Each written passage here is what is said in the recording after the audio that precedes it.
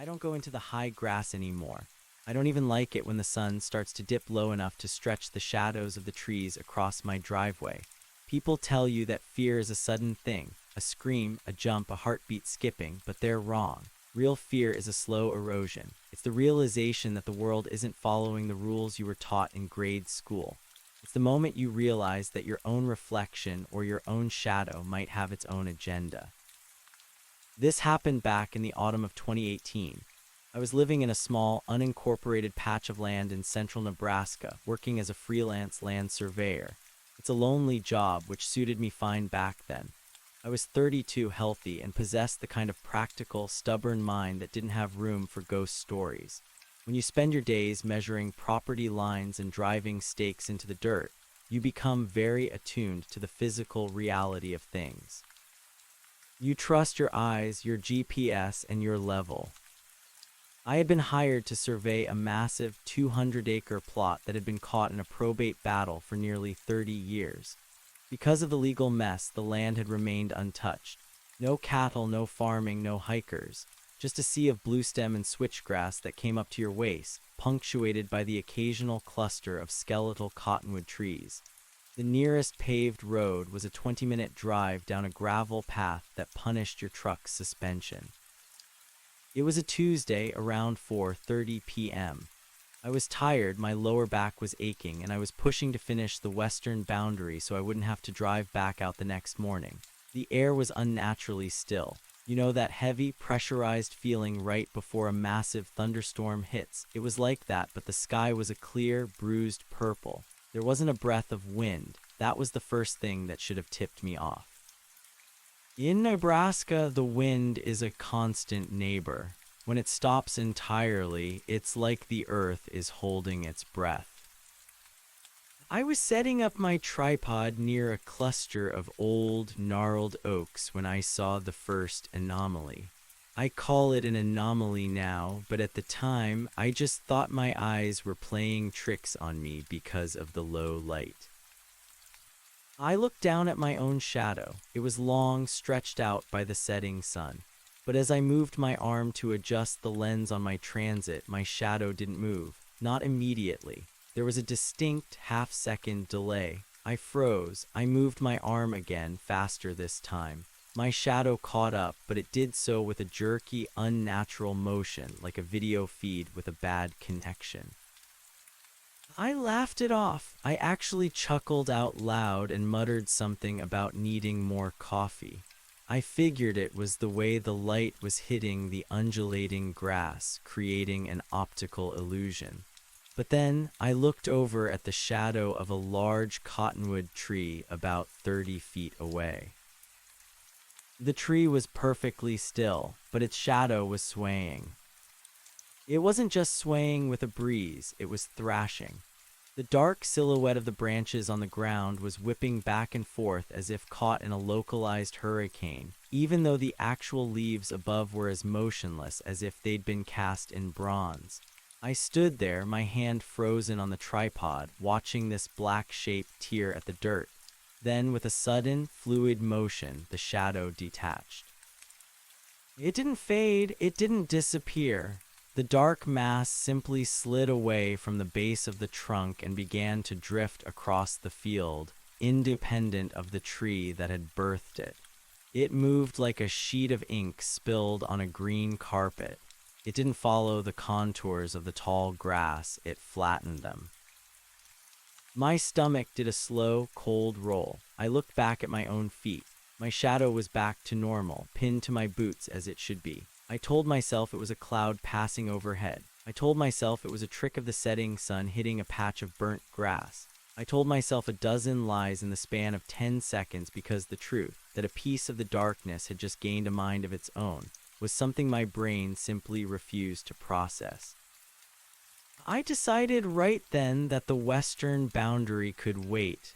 I started packing my gear, my fingers fumbling with the latches of the equipment case. I was being loud, making as much noise as possible to drown out the silence of the field, but the silence was winning. As I reached down to grab my spare stakes, I noticed something else. The field wasn't just grass anymore. About 50 yards away, in the middle of the open expanse, there were dozens of them. Dark, elongated shapes were upright, standing in the grass. They looked like people, but they were two-dimensional. They were shadows without bodies, drifting aimlessly through the field. They didn't walk, they glided, their forms stretching and shrinking as they moved over the uneven ground. They were wandering shadows, and as I locked the last latch on my case, every single one of them stopped. They didn't have faces, but I knew with a primal certainty that bypassed my rational mind that they had all just turned to look at me. I stood up slowly, my heart hammering against my ribs like a trapped bird. I tried to tell myself they were just shadows. Shadows can't hurt you. They have no mass. They are just the absence of light. But as one of them, a particularly tall, jagged shape, started to move toward me, the grass it passed over didn't just bend. It turned gray. It withered. I didn't wait to see what would happen if it reached me. I grabbed my tripod and my heavy gear bag and started the long trek back toward my truck. I tried to walk at a brisk, controlled pace.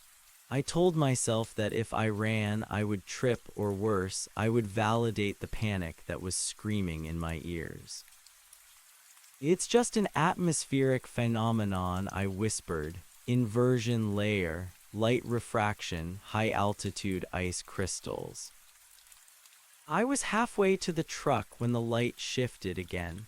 The sun was almost gone now, leaving only a thin ribbon of orange on the horizon. This is the time of day when shadows should be at their longest, stretching out into infinity. But as I looked down, I realized mine was gone, not because it was dark, but because it had moved. I saw it. My own shadow was about 10 feet ahead of me, leading the way, but it wasn't my shape anymore. It was taller, its limbs elongated and thin like needles. It was moving toward my truck, and it was moving faster than I was. I stopped, the shadow stopped. I took a step back. The shadow took a step forward toward the vehicle. It was cutting me off. The silence of the field was suddenly broken by a sound that I still hear in my nightmares. It wasn't a scream or a growl. It was a dry, papery rustle, like thousands of dead leaves being dragged across silk. It was coming from all directions. The shadows in the field were closing in, sliding over the grass with terrifying speed. I dropped my expensive surveying equipment. I didn't care about the $5,000 transit or the tripod. I just ran. The ground felt wrong under my feet. It felt soft, almost spongy, as if the shadows were liquefying the earth beneath them. I could see the truck, the white paint of my Ford F-150 standing out like a beacon in the twilight. I was 50 yards away, 40. Then the shadow of a nearby fence post suddenly lashed out. It didn't trip me physically, but as my foot passed through the dark patch on the ground, a wave of numbing, soul-crushing cold shot up my leg. My muscles seized. I tumbled forward, sliding through the dry grass. I scrambled to my feet, gasping. The air felt thin, devoid of oxygen. I looked back. The jagged shadow from the tree was only 10 feet away now. It was standing upright, a flat black void in the shape of a man towering over me.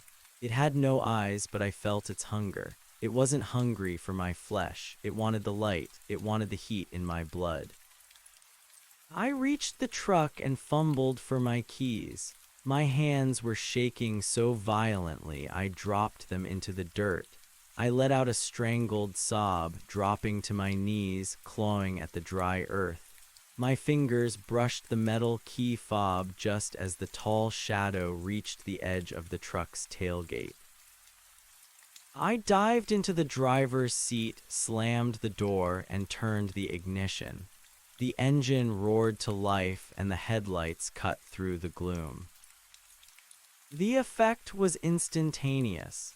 As the bright LED beams hit the field, the shadows didn't just retreat, they recoiled. They shriveled and hissed, drawing back into the darkness beyond the reach of the light. The tall shape that had been inches from my door vanished, reappearing instantly 20 feet away, pinned to the side of an old barn. I didn't stay to investigate. I threw the truck into gear and floored it, the tires spitting gravel as I tore down the path.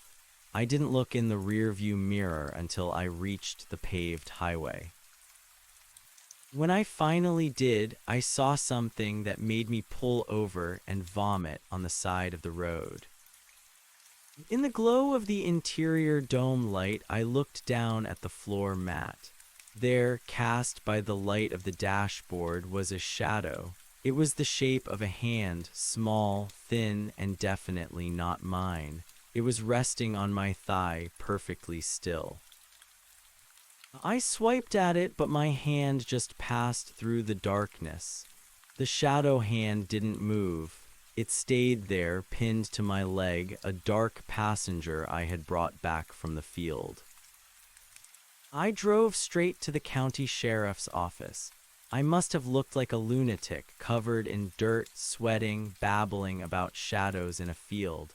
The deputy on duty, a man named Miller who had lived in the county for 40 years, didn't laugh. He didn't even look surprised. He just sighed, poured me a cup of lukewarm coffee, and told me to sit down. "You were out on the old Sterling plot, weren't you?" he asked, not looking up from his paperwork. "How did you know?" I rasped.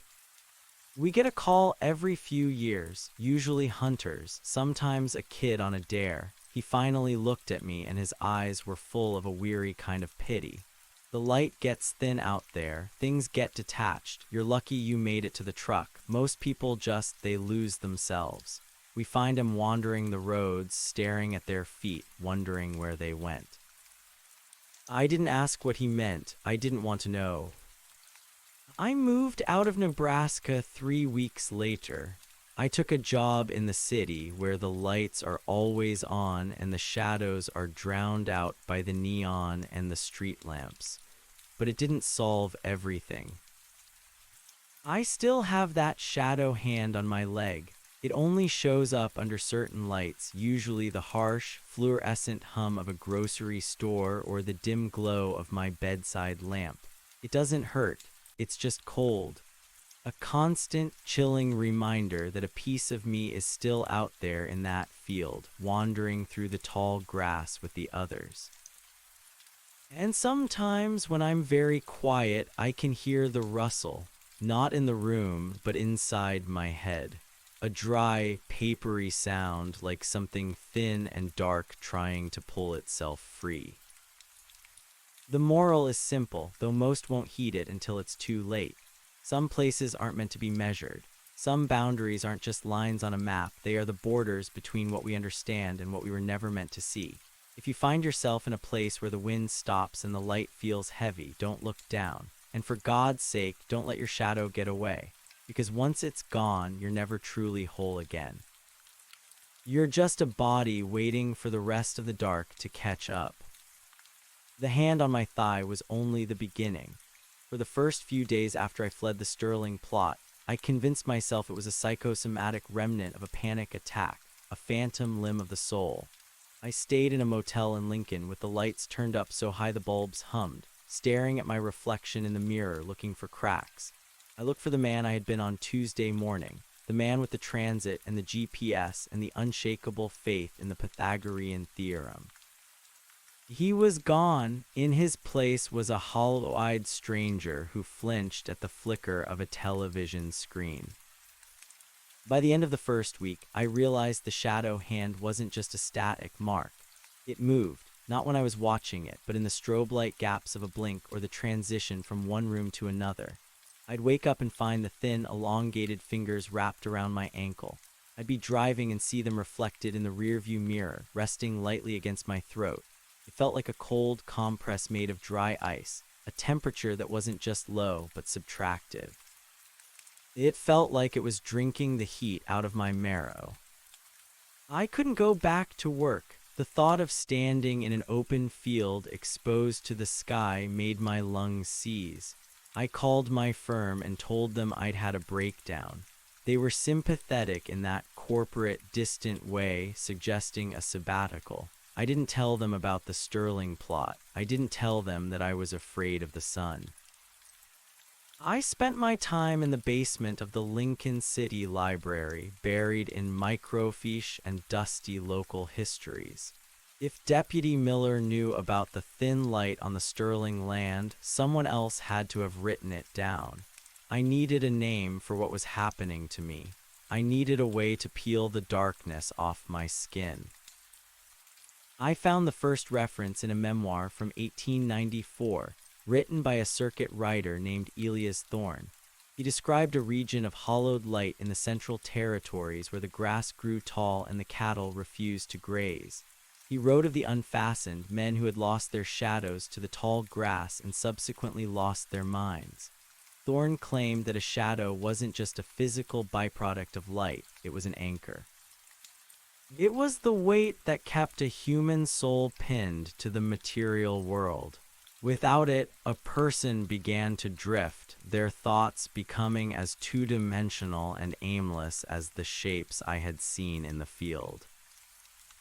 The shadow is the debt we pay to the earth for the privilege of walking upon it, Thorne wrote.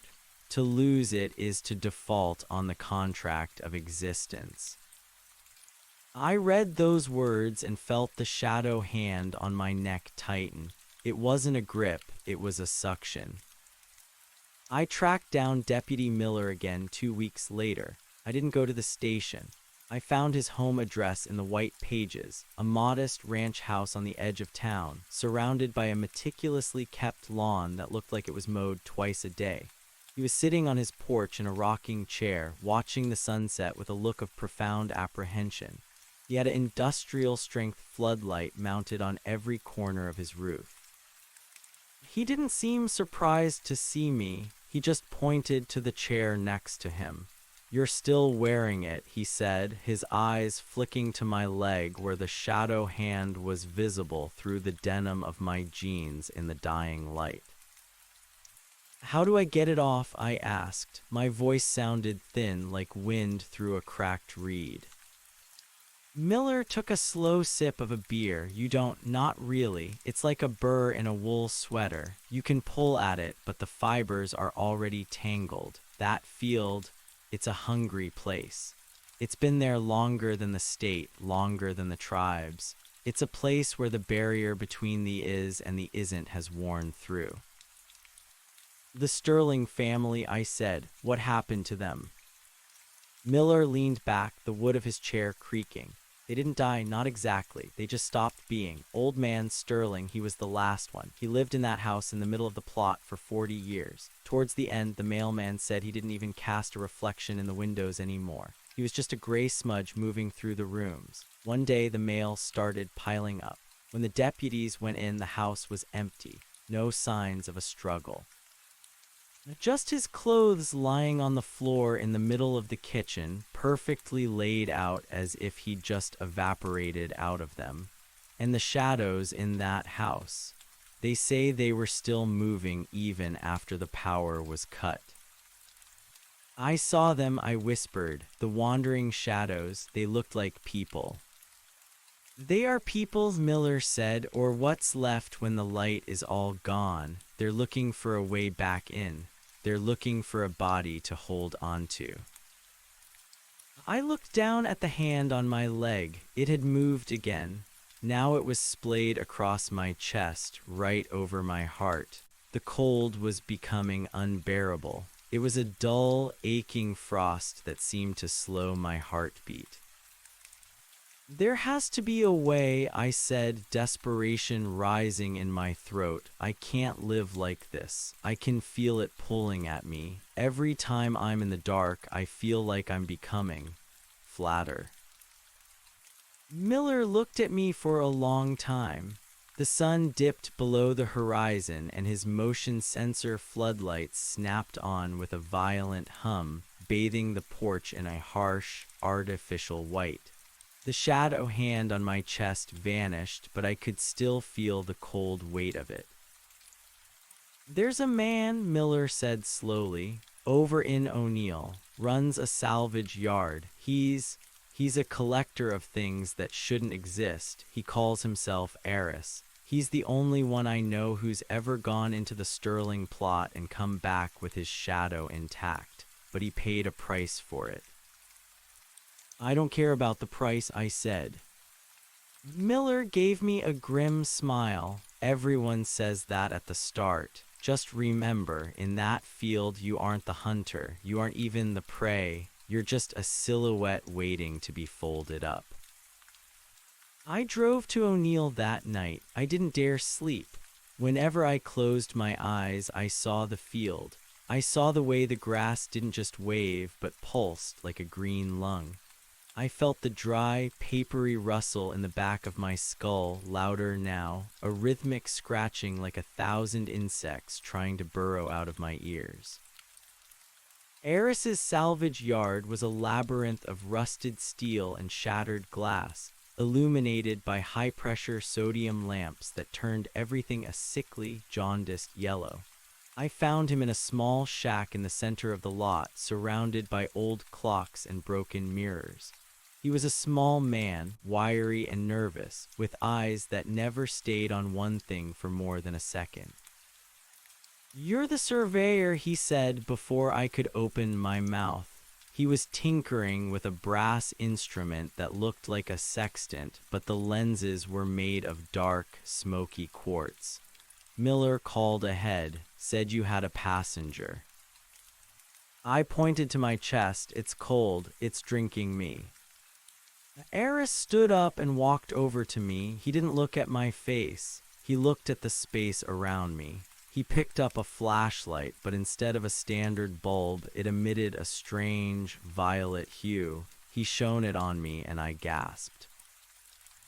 Under the violet light, I wasn't just a man with a shadow hand. I was covered in them. Dozens of dark, spindly fingers were reaching out from the edges of my own silhouette, weaving into my flesh like stitches. My own shadow, the one that had elongated and tried to cut me off at the truck, wasn't gone. It was draped over my shoulders like a heavy, tattered cloak, its edges fraying into the air. "You didn't just lose your shadow," Eris muttered, his voice full of a dark fascination. "You've been grafted. The field, it recognized you. You're a surveyor. You define things. You draw lines. The shadows out there, they hate lines. They hate being defined. They've decided to use you as a bridge." "A bridge to what?" "To here," Eris said, gesturing to the world outside the shack. "To the light. They want to be solid again. They're using your vitality, your heat, to give themselves mass. If you don't stop it, you'll wake up one morning and you'll be the shadow, and that thing on your chest will be the one wearing your skin." The room spun. The papery rustle in my head reached a crescendo, a sound of tearing parchment. How do I stop it? Eris reached into a lead-lined box on his workbench and pulled out a heavy iron spike. It was etched with symbols that seemed to shift and writhe when I tried to focus on them. "The Sterling plot is a leak," he said, "a hole in the fabric of the world. You're the one who opened it wider by trying to measure it. You tried to impose logic on a place that feed on the lack of it." He handed me the spike. It was heavy, and the metal felt strangely warm, a sharp contrast to the freezing grip of the shadow hand. "You have to go back," Eris said. "No," I whispered, "I can't." "You have to go back to the exact spot where your shadow first detached. The gnarled oaks. You have to drive this spike into the center of your own shadow at high noon. You have to pin yourself back to the earth." "And if I don't?" Eris looked at me, and for the first time his eyes went still. "Then you should stop buying mirrors." because soon they won't have anything to show you. I left the salvage yard with the iron spike wrapped in a heavy cloth. I drove back toward the Sterling plot as the sun began to rise. The sky was a pale, sickly gray, the color of a bruise that refused to heal. As I neared the gravel road that led to the field, the truck's radio began to fail. It wasn't static, it was the sound of 1,000 voices whispering in unison, a low, rhythmic chanting that matched the rustle in my head. Measure the dark, they whispered, count the nothing. I hit the gravel road at 60 miles an hour, the truck fishtailing as I pushed it toward the western boundary. The air grew heavy again, that pressurized, pre-storm feeling that made my ears pop. The grass was even taller than it had been 2 weeks ago, a wall of swaying bluestem that seemed to lean toward the truck as I passed. I reached the cluster of gnarled oaks at 11:45 a.m. The sun was almost at its zenith, the one time of day when shadows are at their weakest, huddled beneath the things that cast them. I stepped out of the truck, the iron spike clutched in my hand. The field was silent, no wind, no birds. Even the engine of my truck seemed to muffled, as if the sound were being absorbed by the grass. I walked toward the oaks. Every step felt like wading through molasses. The cold in my chest was so intense now that I could see my breath frosting in the warm autumn air. I looked down. My shadow was a mess. It was a jagged, pulsing ink blot that didn't match my movements. It was trying to crawl away, the head of the shadow stretching toward the deep grass while the feet remained tethered to my boots. The shadow hand was no longer a hand. It was a thick, black cord of darkness connecting my heart to the ground. I reached the center of the grove. I looked at my watch. 11:59 a.m. The sun broke through a thin veil of clouds, hitting the field with a blinding, vertical glare. For a second, the world felt two-dimensional. The trees, the truck, the grass, they all felt like cardboard cutouts. I knelt down. The shadow beneath me shivered. It felt like I was kneeling on a sheet of black ice. I positioned the iron spike over the center of the shadow's chest, right where the dark cord met my own body. The rustling in my head turned into a scream. It wasn't a sound, it was a vibration that threatened to shatter my teeth. The shadows in the field, the dozens of wandering shapes I had seen before, began to rise out of the grass. They weren't drifting now. They were sprinting, sliding across the ground like oil on water, all of them converging on the grove. I am the measure, I shouted, the words feeling like stones in my mouth. I am the line. I swung the heavy mallet I'd brought from the truck. The spike bit into the earth. A sound erupted from the ground, a deep, tectonic groan that felt like the earth itself was being torn open.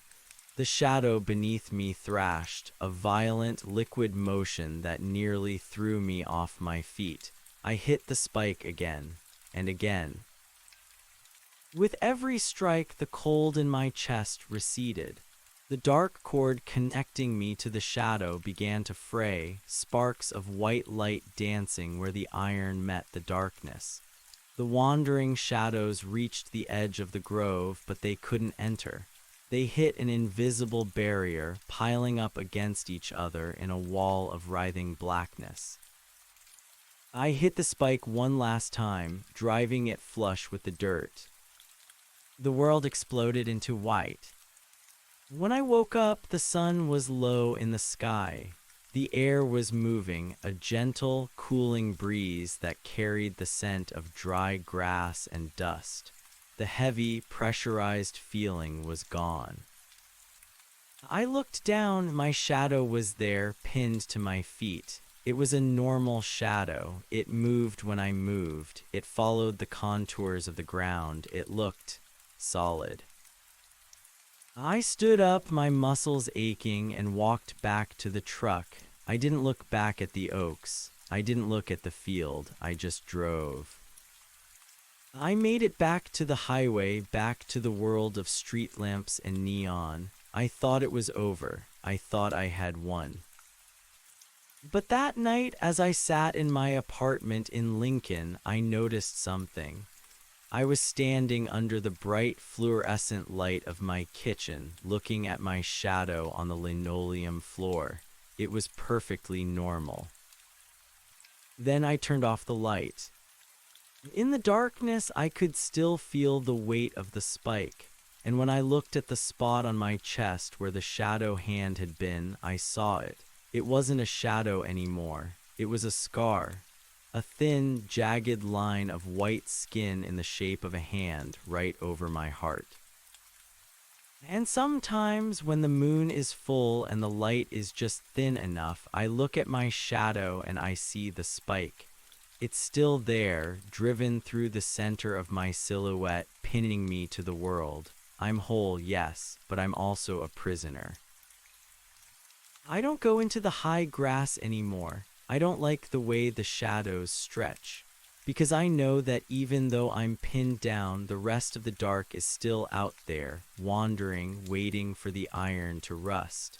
And I know that one day the earth will stop holding its breath and the shadows will finally come home. The iron spike in the ground was a physical anchor, but the transition back to a normal life felt like trying to stitch silk with barbed wire. For the first month after returning from the Sterling plot, I existed in a state of hypervigilance that bordered on the manic. I sold my surveying equipment. I couldn't look at a transit or a measuring tape without my vision swimming into that two-dimensional flatness that preceded the thin light. I took a job at a local archives office, a windowless basement where the light was artificial, constant, and most importantly, controllable. Yet the silence of the archives was its own kind of trap. In the stillness between the hum of the dehumidifiers, I would hear it, the rustle. It wasn't just in my head anymore. It was a rhythmic, dry scratching that seemed to come from the very paper I was filing. It sounded like the grass. It sounded like the way the shadows moved when they thought I wasn't looking. I started wearing heavy boots, even indoors. I wanted to feel the weight of myself pressing into the floorboards, a constant mechanical reminder that I was still three-dimensional, still possessed of mass and volume. But the scar on my chest, that pale hand-shaped brand of subtractive cold, never warmed up. Even under layers of wool and a thermal undershirt, the skin there felt like it was made of marble pulled from a winter tomb. About 6 weeks after the incident at the Grove, I received a package. There was no return address, just a postmark from O'Neill. Inside, wrapped in a piece of oil-stained canvas, was a small, hand-bound ledger. The leather was cracked and smelled of ozone and old dampness. A note was tucked into the first page in a cramped, jittery script I recognized as Eris's. "The spike is a temporary fix," the note read. "Iron tires, the earth shifts. You've pinned the shadow, but you haven't closed the door. They know your frequency now. They'll look for the harmonics." I stared at the words until they blurred. Harmonics. I thought of the way the radio had screamed as I drove toward the oaks, the way the voices had harmonized with the scratching in my skull. I opened the ledger. It wasn't a diary, it was a map of thin places. Not just the Sterling plot, but dozens of them, scattered across the Great Plains like buckshot wounds. They were marked with dates, coordinates, and cryptic notations. Light density 0.4, shadow velocity high, status leaking. As I flipped through the pages, I realized with a jolt of nausea that the Sterling plot wasn't the largest or the oldest. There were places in the Sandhills, places near the Niobrara, where the unfastening had been happening for over a century. And in the back of the book, there were sketches of the wandering shadows.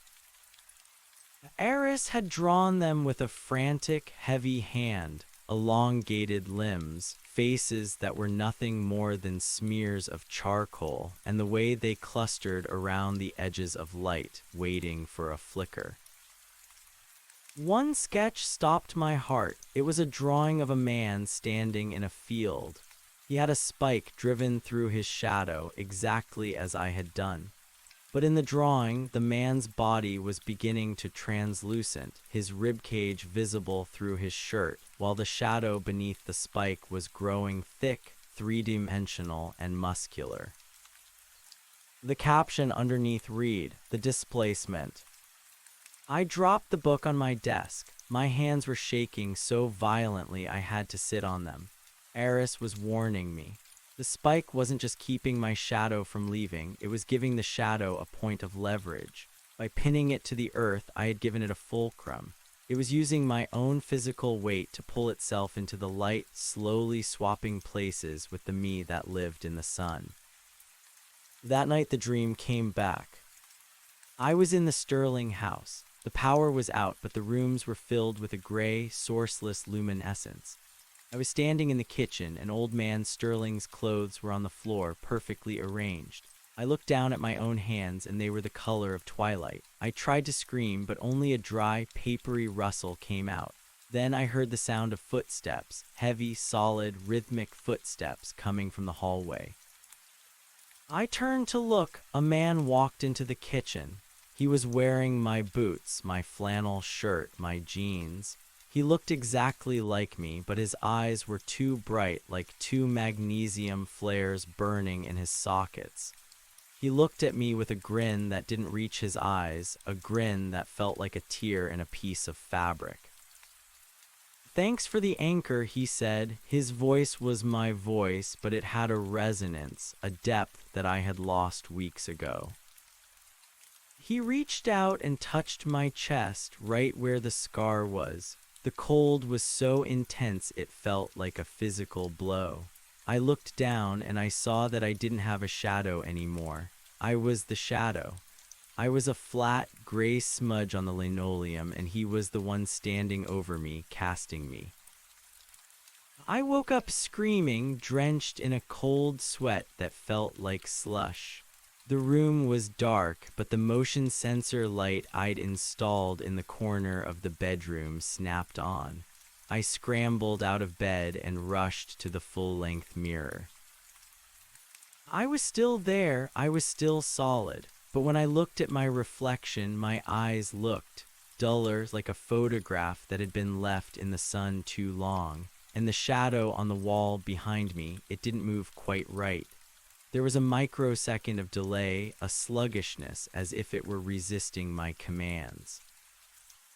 I knew then that I couldn't stay in Lincoln. I couldn't hide in the archives.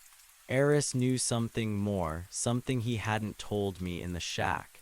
If I was being displaced, I needed to know how to reverse the flow before the man in the mirror stepped out and left me behind on the floor. I drove back to O'Neill the next morning. The Nebraska landscape, once a source of comfort in its vastness, now felt like a predatory thing. Every line of trees, every rolling hill, seemed to be hiding a fold in the world where the light might fail. I kept my eyes fixed on the road, terrified that if I looked too long at the horizon, I would see the thin light bleeding through the clouds. When I arrived at the salvage yard, the gate was hanging off its hinges. The high-pressure sodium lamps were shattered, their glass carpeting the gravel like diamonds. The shack in the center was silent. "Eris," I called out. My voice was swallowed by the rusted metal of the yard. I pushed open the door to the shack. The smell of ozone was overpowering now, mixed with the scent of burnt hair. The interior was a wreck. The brass instruments were twisted into impossible shapes, the smoky quartz lenses ground to powder. The lead-lined box on the workbench was open and empty. I found Eris in the corner. He wasn't dead, at least not in the way a doctor would define it. He was sitting on the floor, his back against the wall, staring at the ceiling. His eyes were wide and milky, the pupils gone. He was breathing, but it was a shallow, mechanical sound. I knelt beside him. Eris, it's me, the surveyor. What happened? He didn't move his head, but his lips parted. Too many, he whispered. The leak. It's not a hole anymore, it's a flood. The Sterling plot was just the first domino. Help me, I said, grabbing his shoulder. His skin felt like parchment, thin, dry, and ready to tear. The spike, the displacement, how do I stop it? Eris finally turned his head. His milky eyes seemed to focus on the space just behind my left shoulder. You can't stop the swap once the iron is in, he said, his voice a mere ghost of a sound. The shadow is hungry for the weight. It's been flat for an eternity. It wants the burden of being real. There has to be a way, I pleaded. The only way to keep your skin, Eris said, is to give them something else to wear. A different anchor, one that isn't tied to your soul. What does that mean? He reached out with a trembling hand and touched the iron spike I had brought back with me, the one I had pulled from the ground after I thought I was cured. I hadn't even realized I'd brought it into the shack. I'd been carrying it like a talisman. The spike holds the essence of the field, Eris muttered. It's saturated with the is not. If you want to remain is, you have to find the source, the house, the center of the Sterling plot. There's a basement hidden beneath the floorboards of the kitchen. That's where the debt was first defaulted. That's where the contract was broken. I can't go back there, I said, the terror rising like bile. Then prepare to fade, Eris said. He closed his eyes and his breath slowed until it was almost imperceptible. The shadows don't just want your body, they want your memory. They want to walk your life, kiss your wife, eat your bread. And you will be the one watching from the corners of the room, unable to scream, unable to touch, just a dark shape waiting for the light to go out. I left him there. I didn't know what else to do. I felt like a man fleeing a fire only to find the exit leads to a cliff. I drove toward the Sterling plot for the third and final time. The sun was setting, casting long, distorted shadows across the highway. My own shadow was stretched out across the passenger seat, and for a terrifying moment, I saw it reach for the steering wheel. I slapped at it, my hand passing through the dark shape, but the cold lingered on my palm. By the time I reached the gravel road, the moon was up, a cold, silver sliver that provided just enough light to see the grass. It was taller now, much taller. It brushed against the windows of the truck, a sound like 1,000 dry fingers beckoning me forward.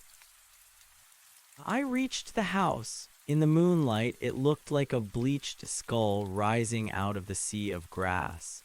The windows were dark, but as I approached, I saw a flicker of movement in the upstairs pane. Not a person, a smudge, a shifting of the dark that didn't match the shadows of the trees. I stepped out of the truck, the iron spike in one hand and a heavy flashlight in the other. The air was dead.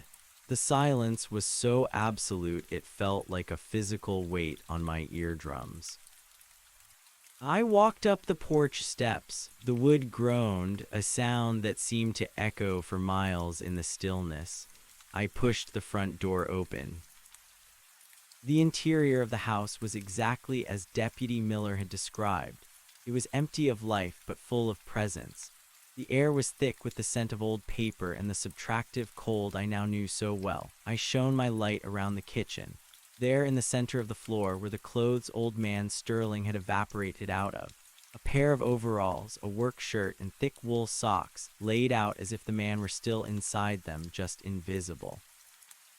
I moved the clothes aside with my boot. Beneath them, the floorboards were different. They weren't oak or pine, they were a dark, heavy wood that seemed to absorb the light of my flashlight. I found a recessed ring and pulled. The trapdoor opened with a hiss of escaping air, air that tasted of ancient dust and something metallic. A set of stone stairs led down into a darkness so profound it felt solid. I descended.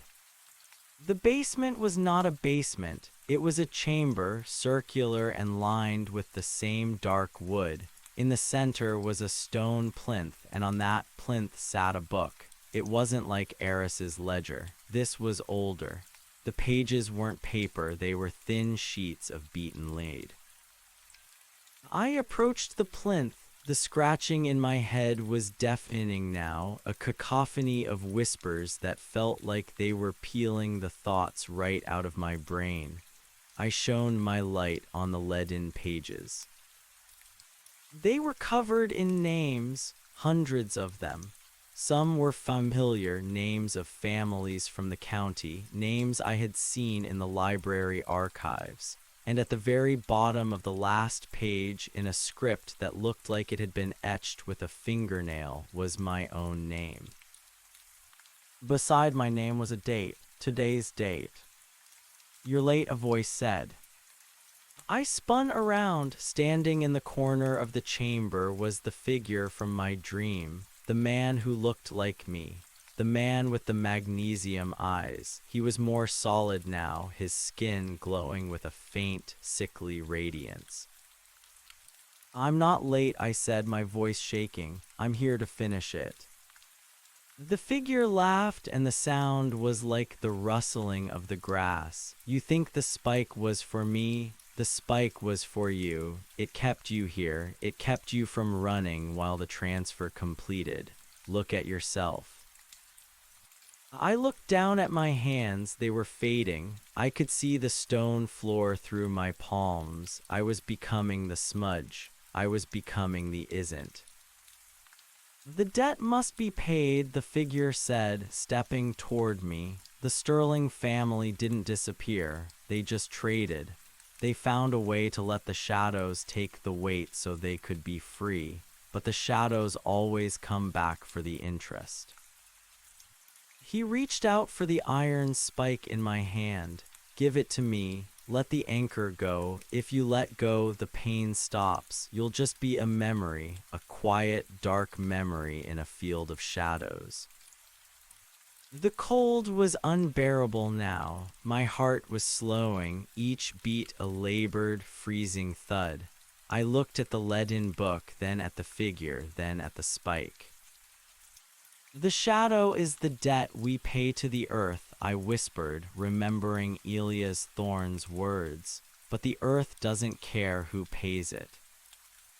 With a scream of effort, I didn't drive the spike into the floor.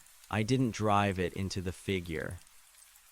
I drove it through the leaden book, straight through my own name.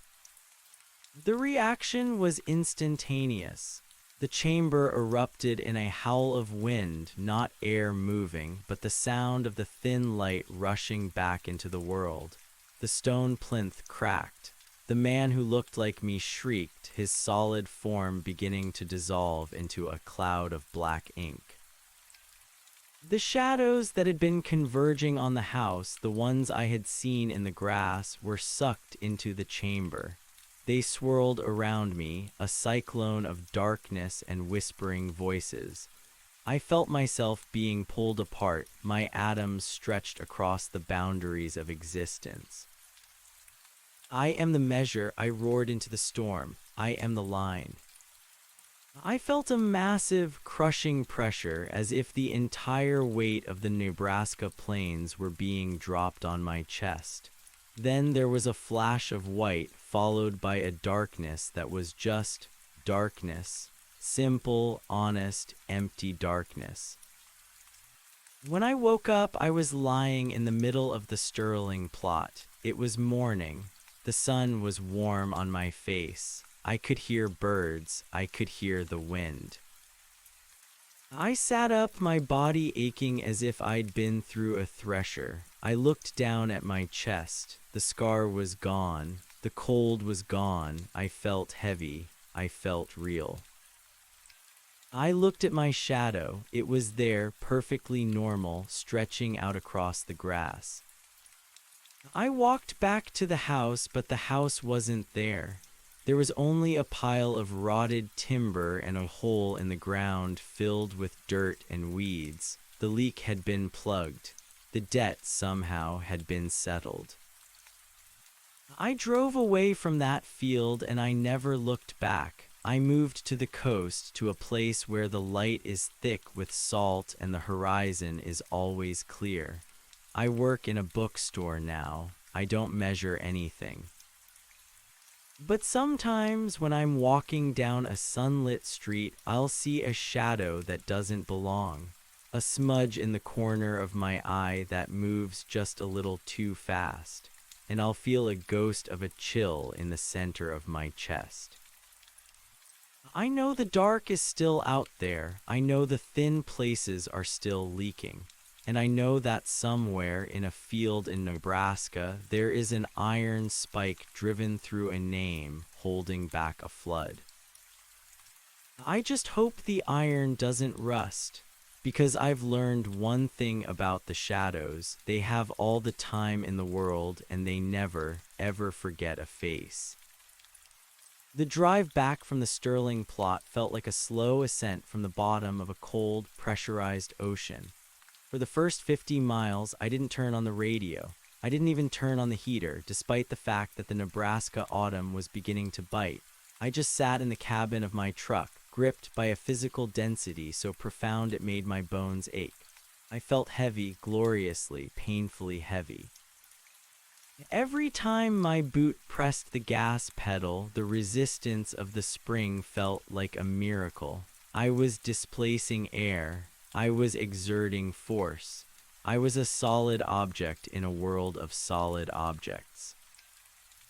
But as the adrenaline began to ebb, replaced by the dull thrum of road fatigue, the silence in the truck started to feel less like peace and more like a vacuum. I looked at my hands on the wheel. They were tanned from the summer sun, scarred with the small nicks of a surveyor's life, and entirely opaque. There was no shimmering, no translucence. I was back, but the memory of the basement, the leaden book, the man with the magnesium eyes, the way his voice had vibrated in my own throat, stayed with me like a film of oil on water. I didn't go back to Lincoln. I couldn't. The thought of the archives, of those rows upon rows of paper records documenting the measured world, made my skin crawl. To categorize the land was to claim you understood it, and I knew now that our maps were nothing more than a thin lace veil thrown over a screaming abyss. Instead, I drove north toward the Niobrara. I needed to see Eris. I needed to tell him that the swap had been interrupted. I needed him to look at me with those milky eyes and tell me that the anchor was holding. The salvage yard looked different in the daylight. The sense of suffocating ozone had dissipated, replaced by the mundane smell of rusting iron and wet weeds. The gate was still off its hinges, a silent testament to the violence of the previous night, but the air felt empty. The thinness that had permeated the place like a low-frequency hum was gone. I stepped into the shack. It was cold. Eris was still in the corner, but he wasn't sitting up anymore. He was curled on his side, his knees pulled toward his chest in a fetal position. I knelt beside him, my heart hammering against my ribs. Eris. I reached out to touch his shoulder, and my hand sank into his coat. There was no resistance. It was like touching a pile of dry leaves. I pulled back, a gasp catching in my throat. Eris wasn't there. The clothes were there, the heavy wool coat, the grease-stained trousers, the thick socks, but the man inside them had evaporated. It was exactly like the clothes of old man Sterling I had seen on the kitchen floor. I sat back on my heels, the silence of the salvage yard closing in on me. He had warned me, give them something else to wear. Eris hadn't just been a guide, he had been a lightning rod. He had spent his life studying the leak, hovering on the edge of the is-not, and when the flood finally came, he had been the first to be swept away. Or perhaps he had offered himself up, a final trade to give me the time I needed to reach the basement. I looked around the wrecked shack. The brass instruments were still twisted, the quartz powder still coating the floor like snow. On the workbench, next to the empty lead-lined box, was a small scrap of paper. It wasn't the jittery script of his previous notes. This was written in a calm, steady hand, as if the person writing it had finally found peace. The balance is never static, it read. You pinned the name, but the name is just a symbol. The shadows don't want the ink, they want the light that the ink displaces. Watch the horizon. When the sky turns the color of a bruised plum, don't look at the ground. Look at the things that don't have shadows. That's where the next hole is forming. I tucked the note into my pocket. I felt a sudden, irrational urge to burn the shack, to melt the salvage yard down into a slag heap, but I knew it wouldn't matter. The Sterling plot was just one domino. The Great Plains were riddled with these thin places, ancient fractures in the bedrock of reality that were beginning to widen. I left O'Neill that afternoon. I left my job, my apartment, and the life I had spent a decade building. I drove until the grass turned to scrub and the scrub turned to the rocky crags of the mountains, and eventually until I smelled the salt of the Pacific. I ended up in a small coastal town in Oregon, a place where the fog rolls in so thick you can't see your own feet. People here are used to things being obscured. They don't trust their eyes the way they do in the Midwest, where the horizon is a constant, unforgiving line.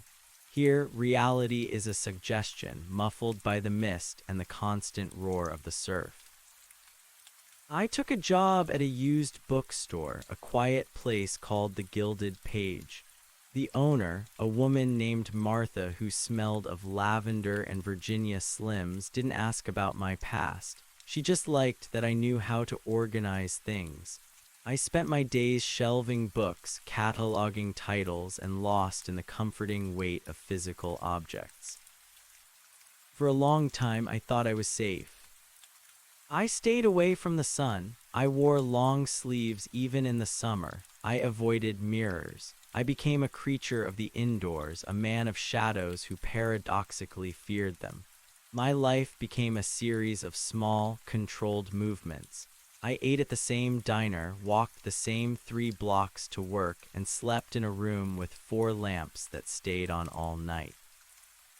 But the displacement isn't a wound that heals, it's a structural change. It started about a year after I arrived in Oregon. I was shelving a collection of old maritime charts in the back of the store. The dead zone, Martha called it, because the Wi-Fi never reached back there and the light bulbs tended to flicker. I was reaching for a high shelf when I saw it.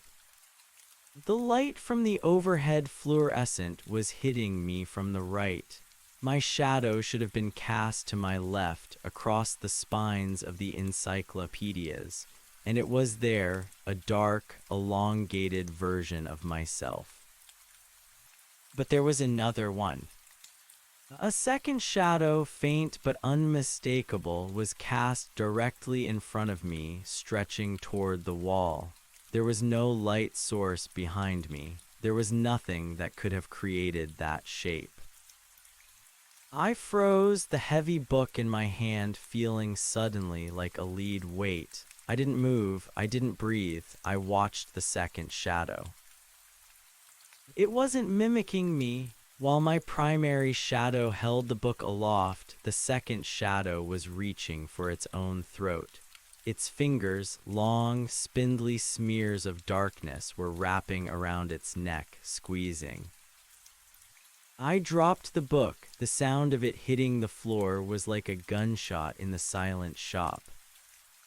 The second shadow vanished instantly. I backed away, my heart racing, and stumbled into the main room. Martha looked up from the counter, her glasses perched on the tip of her nose. "You okay, David? You look like you've seen a ghost." "Just dizzy," I managed to say, "the dust back there." "Go get some air," she said kindly. "The fog's lifting, might do you some good." I went outside, but I didn't look at the sky. I looked at the sidewalk. The sun was peeking through the clouds and the street was filled with people. I watched them, the tourists in their bright raincoats, the locals with their coffee cups. I watched their shadows. They were all singular. They were all attached. They were all behaving. Then I saw a man standing across the street, looking into the window of a gallery. He was wearing a gray suit, perfectly tailored. He looked successful, solid, unremarkable. But his shadow was wrong. It wasn't a man in a suit. It was a dog, a large, mangy-looking hound with ribs that stuck out like a ribcage of a shipwreck. The shadow dog was panting, its tongue lolling out, even though the man was standing perfectly still, his hands in his pockets. The man turned, and for a split second our eyes met. His eyes weren't magnesium flares, but there was a hollowness there, a lack of depth that made my stomach turn. He gave me a small, knowing nod, and then he walked away. The shadow dog trotted along behind him, its phantom claws clicking on the silent pavement. I went back inside and locked the door to the bookstore. That night I didn't sleep. I sat in the middle of my living room, surrounded by my 4 lamps, and I took out the iron spike. I had kept it. I couldn't bring myself to throw it away, even though I knew what it represented. It was wrapped in the same oil-stained canvas Eris had used. I unwrapped it now, the cold metal biting into my palms. It looked different. The iron was pitted, as if it had been submerged in acid. And there, near the point, was a streak of something dark and iridescent, like an oil slick, or the blood of something that had never seen the sun. I realized then that Eris's warning hadn't just been about me. The Sterling plot was just the first domino. The swap wasn't an isolated incident, it was an infestation. The shadows weren't just taking over individuals, they were infiltrating the structure of the world. They were wearing our clothes, walking our streets, and nodding to us in the light, while the real versions of us, were being relegated to the corners, to the thin places, to the cracks in the floorboards. I looked at the wall. My shadow was there, cast by the lamp behind me. It looked normal. It stayed still. But then I turned off one of the lamps. The shadow shifted. It didn't just get fainter, it stretched. It grew a few inches taller than I was. It leaned toward the remaining lights as if it were trying to blow them out. I gripped the spike. My name was still etched into the leaden book in that rotted basement in Nebraska, pinned by a duplicate of this very iron.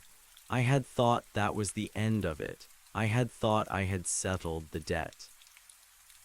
But you don't settle a debt with the earth. You just defer the payments.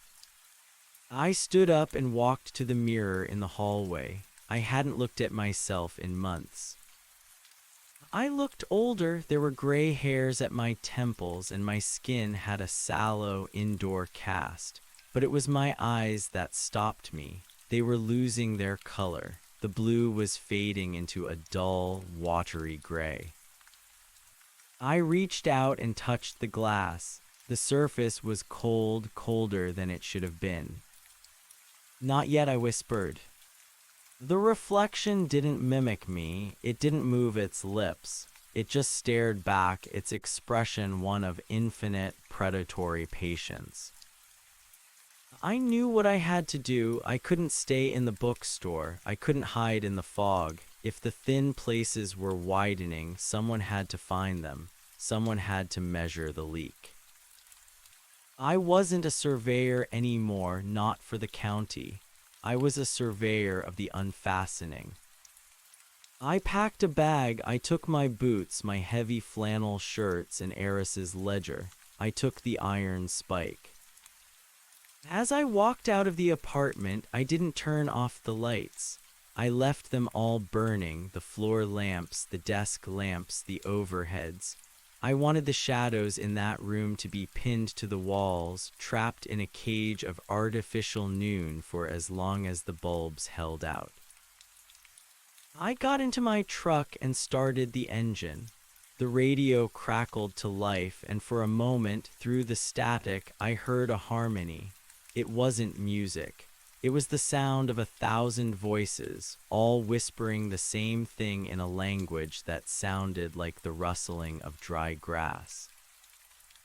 I drove east, back toward the mountains, back toward the high plains. The sun was beginning to rise, a pale, weak light that barely cut through the coastal mist. I looked in the rearview mirror. Behind me, the town was still shrouded in gray, and there, on the outskirts of the light, I saw them. Dozens of them. Shapes that didn't match the trees, silhouettes that moved with a fluid, jointless grace. They were standing on the edge of the highway, watching me go. They didn't have faces, but I could feel their hunger. It was a cold, hollow ache that mirrored the scar on my chest. They weren't following me. They didn't need to. They were already where I was going. I pressed the gas pedal, feeling the weight of the truck, the weight of my own body, the weight of the iron in the passenger seat. I was solid. I was real. I was is. For now. But as the sun climbed higher, casting a long, dark spear of a shadow in front of my truck, I saw the shadow's hands grip the phantom steering wheel of a phantom road. And I realized with a jolt of terror that felt like a splash of ice water that the shadow wasn't being cast by the truck. The truck was being cast by the shadow. The world was turning inside out, and I was driving straight into the heart of the fold. I reached over and touched the iron spike, seeking the comfort of its cold, pitted surface. The measure, I whispered to the empty cabin. I am the measure. But the radio only hissed in response, a sound like a million shadows laughing in unison, waiting for the sun to go down. The road back toward the interior of the continent felt like a retraction, a long, slow pulling of a needle through heavy fabric. I crossed the Cascades under a sky the color of a galvanized bucket, the peaks jagged and indifferent. As I descended into the high desert of eastern Oregon, the moisture stripped away, leaving the air thin and sharp. It felt like reality was becoming brittle again. I didn't have a plan, not a conventional one. You don't map a ghost with a surveyor's chain, and you don't hunt a shadow with a gun. But I had the spike, and I had Eris's ledger, which I had begun to realize wasn't just a collection of mad ramblings. It was a topographical map of the is-not. I stopped in a small town called Echo. It was a cluster of sun-bleached buildings huddled against the wind, the kind of place where the silence feels like it's waiting for something to happen. I checked into a motel that looked like it hadn't seen a renovation since the Eisenhower administration. The walls were thin, the carpet smelled of stale tobacco, and the light in the bathroom flickered with a rhythmic, pulsing hesitation. I spread the ledger out on the scarred wooden desk. I had been studying the diagrams, the overlapping circles, the lines that didn't follow the curvature of the earth.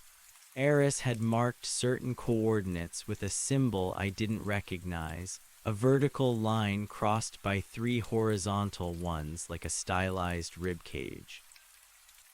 The suture points, I whispered, the words feeling heavy in my mouth. I traced the line of them across the map of the Midwest. They followed the ancient migration routes, the dry riverbeds, the places where the soil was too alkaline for anything but the hardiest weeds to grow. They were the stitches holding the skin of the world together, and the Sterling plot had been one of them. I looked at the next mark on the map. It was in Idaho, a place called Craters of the Moon, a vast expanse of volcanic rock, a landscape so alien and desolate that the astronauts had trained there for the lunar landings. It was a place of frozen fire and empty space. I felt the chill in my chest again, a localized winter that seemed to radiate from my heartbeat. I looked at my hand on the ledger. The skin looked pale, almost translucent under the harsh light of the desk lamp. I could see the blue traceries of my veins, the delicate architecture of my knuckles. I wasn't just measuring the leak anymore. I was becoming part of the equipment. I slept fitfully, my dreams a kaleidoscope of shifting geometries and whispering voices. I saw Eris standing in a field of blackened wheat, his eyes two holes of pure, white light. He was holding a surveyor's rod, but the rod was made of bone, and the measurements he was calling out weren't in feet or meters. The distance between a thought and a memory, he cried, his voice a dry rattle, the weight of a shadow at noon, the volume of the silence after a scream. I woke up sweating, the room plunged into darkness. The power had gone out. I sat up, my heart hammering. The silence in the motel room was absolute, a thick, suffocating blanket of nothingness. I reached for the lamp, clicking the switch fruitlessly. Then I reached for my flashlight, my fingers trembling as I fumbled with the plastic casing. The beam cut through the dark, a narrow yellow spear of light. I swept it around the room, the peeling wallpaper, the sagging bed, the pile of my clothes on the chair. Everything looked normal. Then I pointed the light at the floor. My shadow was gone. I stood up, moving the flashlight in a frantic arc. I should have seen a distorted version of myself projected against the wall or pooled at my feet, but there was nothing. The light hit the carpet and the wall, and I stood in the middle of the beam, a solid, physical object that cast no darkness. I felt a surge of pure, primal panic. To be without a shadow is to be untethered, to be a ghost in your own skin. I looked at my hands, my arms, my legs. I was still there. I could feel the floor beneath my feet. I could feel the cold air on my skin. But the world wasn't acknowledging my presence. I grabbed the iron spike from the bedside table, the cold metal a grounding weight in my hand. As my fingers closed around it, I felt a jolt of static electricity, a sharp, stinging spark that made me gasp. And then slowly, my shadow began to bleed back into existence. It didn't appear all at once. It started as a faint smudge, a gray blur on the carpet that gradually darkened and sharpened, but it wasn't my shadow. It was the shadow of a tripod. 3 long, spindly legs stretched out from my feet, supporting a spectral version of a transit level. The shadow of the instrument was perfectly detailed, the brass dials, the glass lenses, the delicate leveling screws. It stood there, a phantom piece of equipment projected by a light that wasn't there. I stepped back and the shadow tripod moved with me, its legs clicking silently on the carpet. I realized then what Eris had meant. Give them something else to wear. The shadows didn't just want our bodies, they wanted our functions. They wanted the roles we played in the world. I was a surveyor, a measurer of boundaries, and the is not was using that identity to map its own expansion. I was being turned into a tool for the very thing I was trying to stop. I didn't wait for the power to come back on. I threw my things into my bag, gripped the iron spike like a talisman, and ran for the truck. The night air was freezing, the stars overhead bright and pitiless. As I drove out of Echo, the headlights of my truck illuminated the sagebrush and the empty road, and I could see the shadow tripod projected on the asphalt in front of me, its spectral legs pacing the vehicle, measuring the distance into the dark. I drove through the night, a man haunted by his own vocation. I reached craters of the moon just as the sun was beginning to bleed over the horizon, a bruised purple light that turned the volcanic rock into a sea of frozen ink. The park was empty, the visitor center a dark silhouette against the sky. I drove past the gates, following a narrow road that wound through the lava beds. The landscape was a chaotic jumble of jagged basalt and smooth, ropey flows, a place where the earth had once boiled and then suddenly, violently stopped. I stopped the truck at the base of a cinder cone called Inferno Cone. The wind was howling here, a mournful, whistling sound that seemed to come from the rock itself. I climbed out, the iron spike tucked into my belt, Eris's ledger clutched in my hand. The shadow tripod was still there, stretching out across the black rock. It seemed more solid now, the edges sharper, the brass dials reflecting a light that didn't exist. I began to climb the cone. The cinder was loose and crunching under my boots, a sound like breaking glass. As I reached the summit, I could see for miles, a vast, desolate expanse of black rock under a sky that was rapidly turning a pale, sickly yellow. I looked at the ledger, checking the coordinates. This was it, one of the suture points. I looked around, searching for any sign of a leak. There was no rotted house here, no field of whispering grass. There was only the rock and the wind. But as I stood there, I felt a vibration beneath my feet. It wasn't an earthquake, not exactly. It was a rhythmic thrumming, a low-frequency pulse that felt like a heartbeat. I knelt down, pressing my ear to the cold basalt. The sound was coming from deep within the earth. It wasn't the sound of magma or moving rock. It was the sound of a voice, a single, monotonous voice, chanting a name I didn't recognize. Kael'thor, Kael'thor, Kael'thor. The name felt like a weight in my mind, a heavy, leaden word that threatened to pull me down into the dark. I stood up, shaking my head to clear the fog. The shadow tripod was no longer at my feet.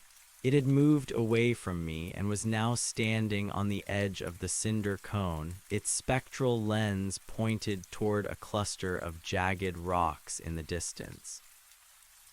I followed it. The rocks were arranged in a rough circle, their surfaces covered in a faint, iridescent film that shimmered in the morning light.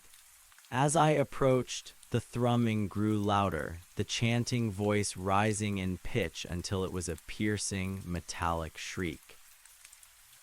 In the center of the circle, the air was shimmering. It looked like heat haze, but the air was freezing.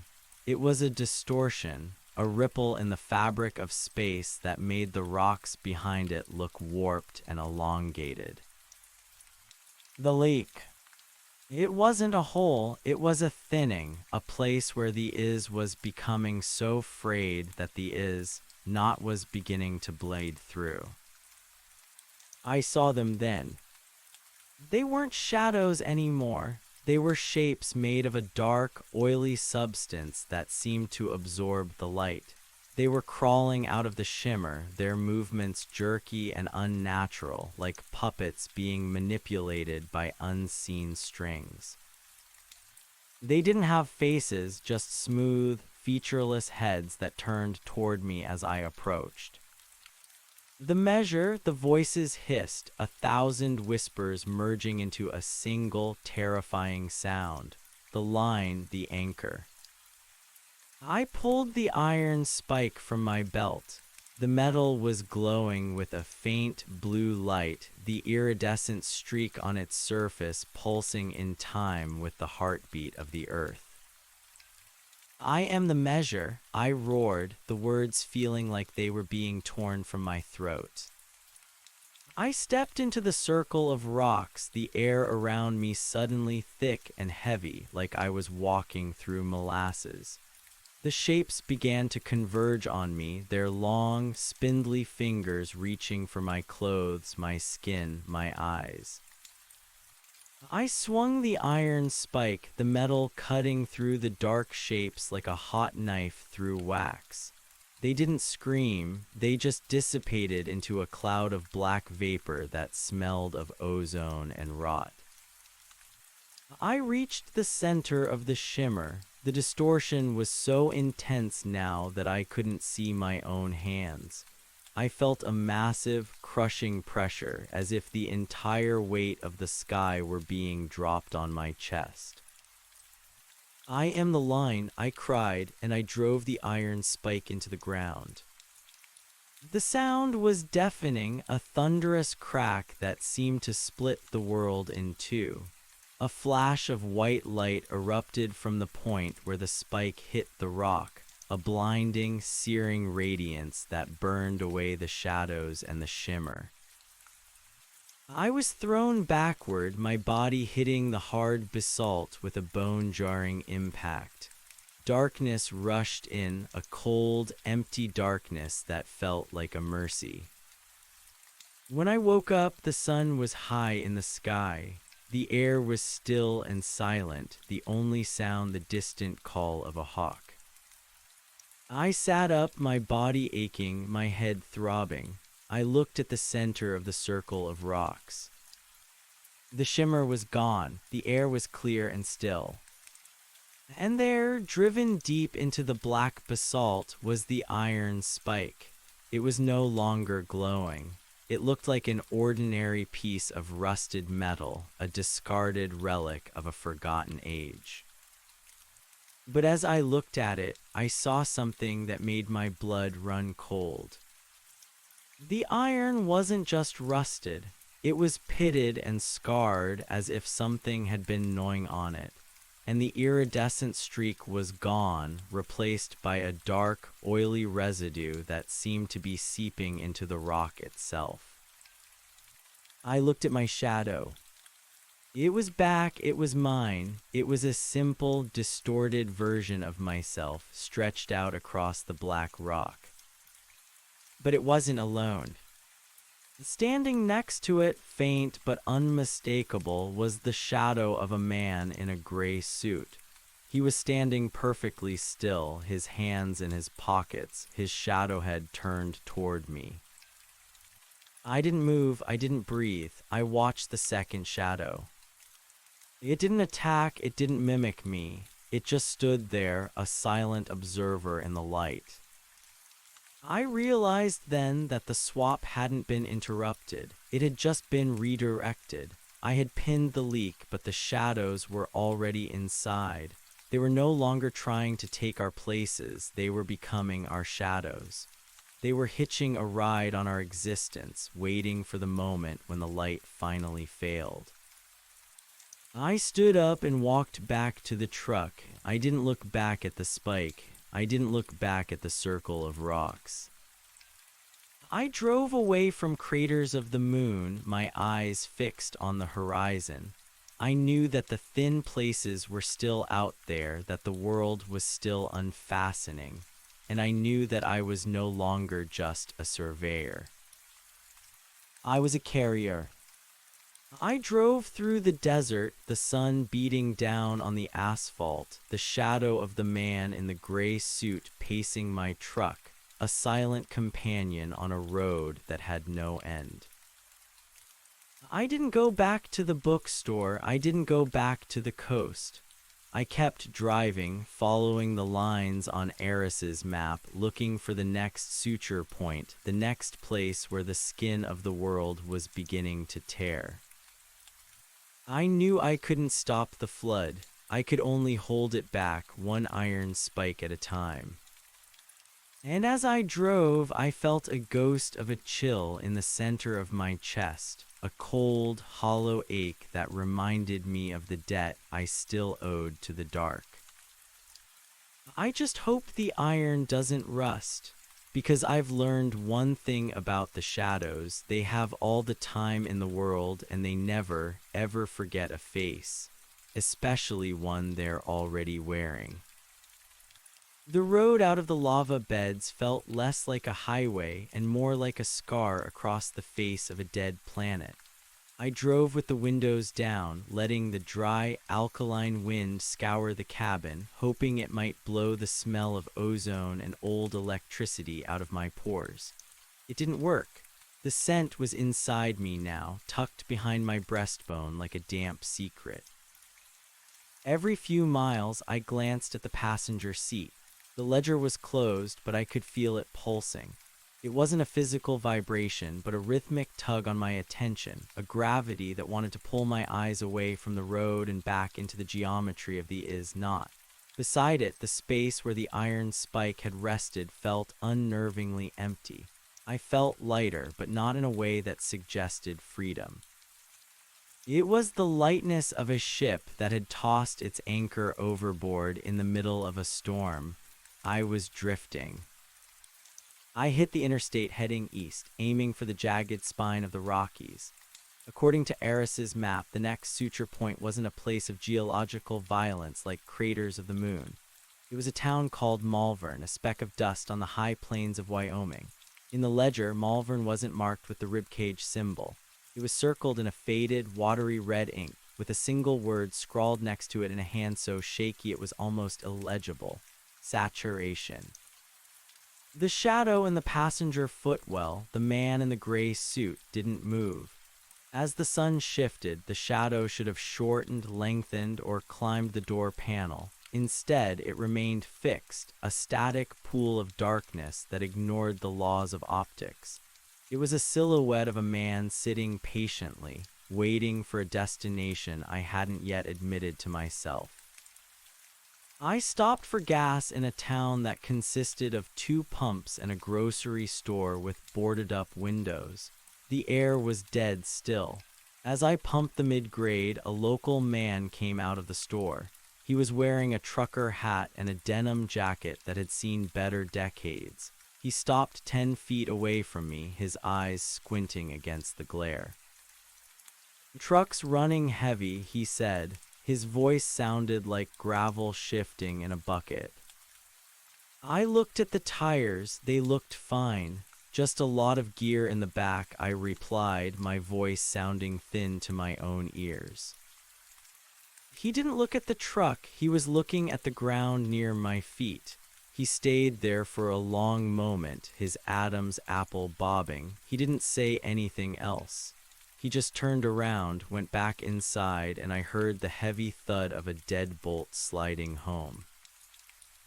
I looked down. My shadow and the gray-suited shadow were overlapping, creating a shape that looked like a man with too many limbs, a blur of impossible anatomy.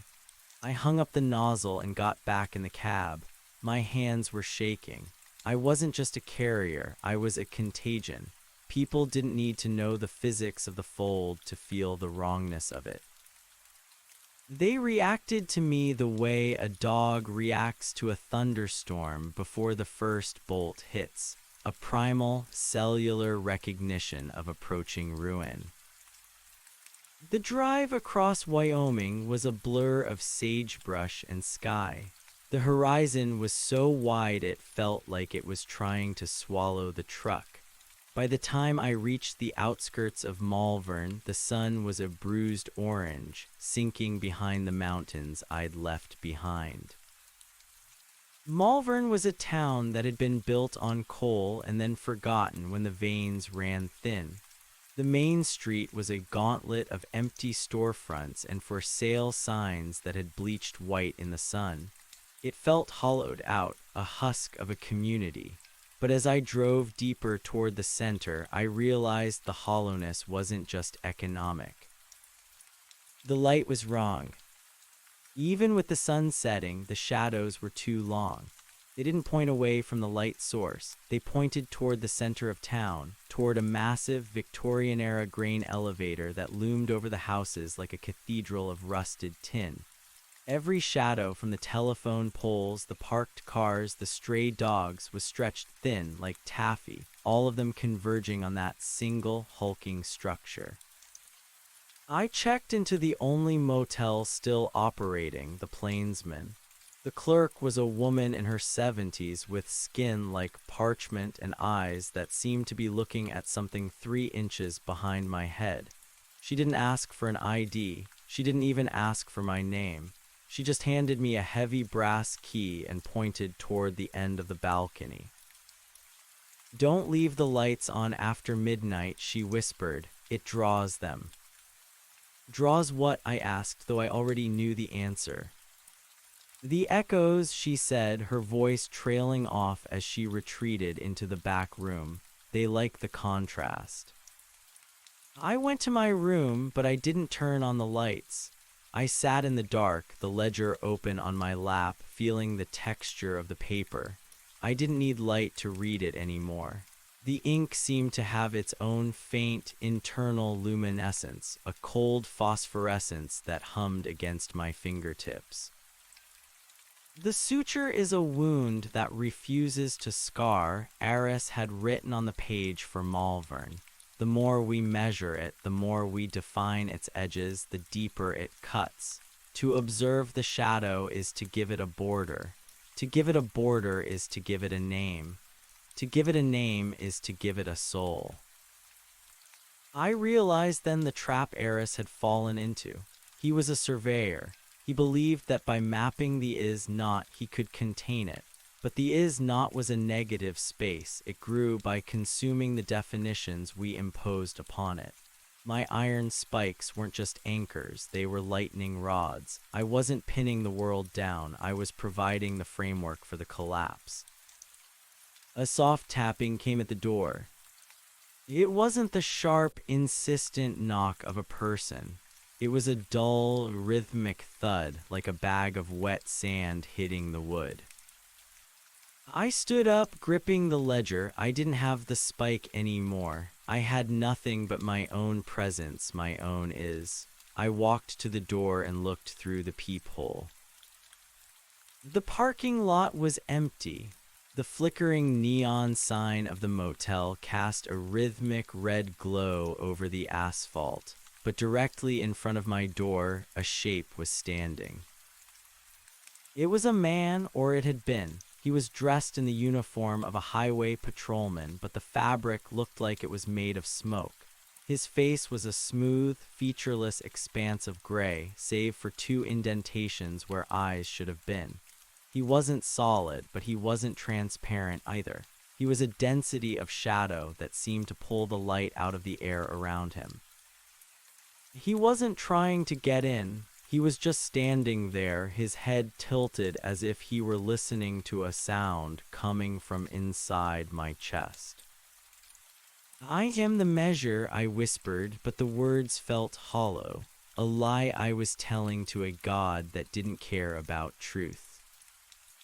The figure raised a hand, a long, tapering blur of fingers, and pressed it against the door. I felt a wave of cold wash through the wood, a frost that numbed my knuckles. Then, in a voice that sounded like 1,000 dead leaves caught in a drain pipe, he spoke. "The line is broken, Mason." He knew my name. Of course he knew my name. I had written it in the dirt of a dozen states. I had carved it into the air with my movements. I had projected it into the dark with every measurement I'd ever taken. "What do you want?" I asked, my voice cracking. "To be seen," the shadow replied. "You are the eye. Without the eye, there is no edge. Without the edge, there is only us." The figure began to dissolve, not into the air, but into the door itself. The wood didn't break, it just became permeable. The shadow flowed through the grains of the oak, a dark stain spreading across the interior of the room. It pooled on the carpet, swirling around my boots, a cold, viscous liquid that didn't wet the fabric but made it feel brittle. I backed away, stumbling toward the bed. The shadow on the floor didn't rise, it just waited. Then I saw it, the shadow of the man in the gray suit, the one that had followed me from the coast, rose from the floorboards. It didn't emerge from me, it emerged from the pool. It stood between me and the door, a silent sentinel. They weren't fighting, they were communicating. A silent exchange of data, a synchronization of two different frequencies of nothingness. I grabbed my bag and the ledger. I didn't have a plan, but I knew I couldn't stay in that room. If I stayed, I would become the center of the convergence. I would be the point where the two shadows merged, the focal point of the fold. I lunged for the window, smashing the glass with the heavy base of the desk lamp. The sound was like a gunshot in the silent town. I scrambled through the frame, ignoring the glass that sliced into my palms. I landed on the gravel of the parking lot and ran for the truck. As I fumbled with my keys, I looked back at the motel. Every door on the second floor was open. And from every room, a shadow was emerging.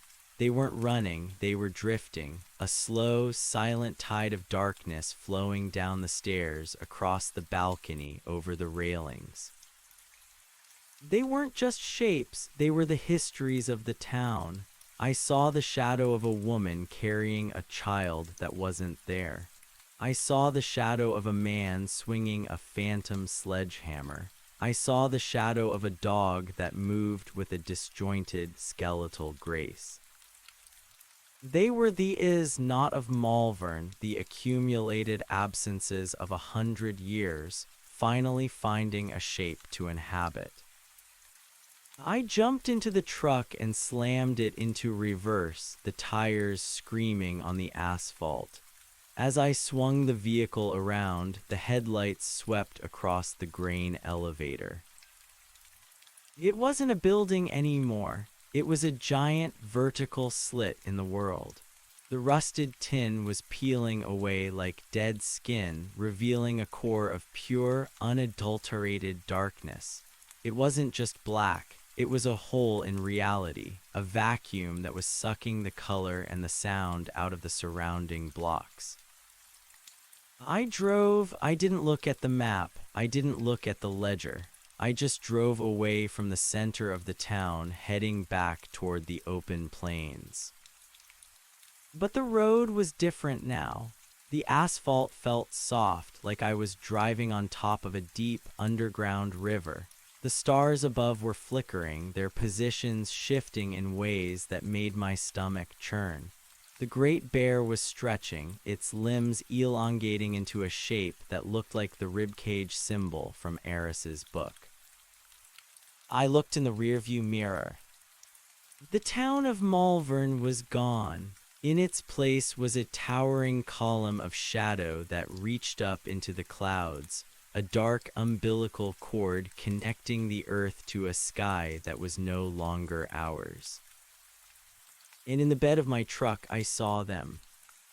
Dozens of iron spikes. They hadn't been there when I left the coast.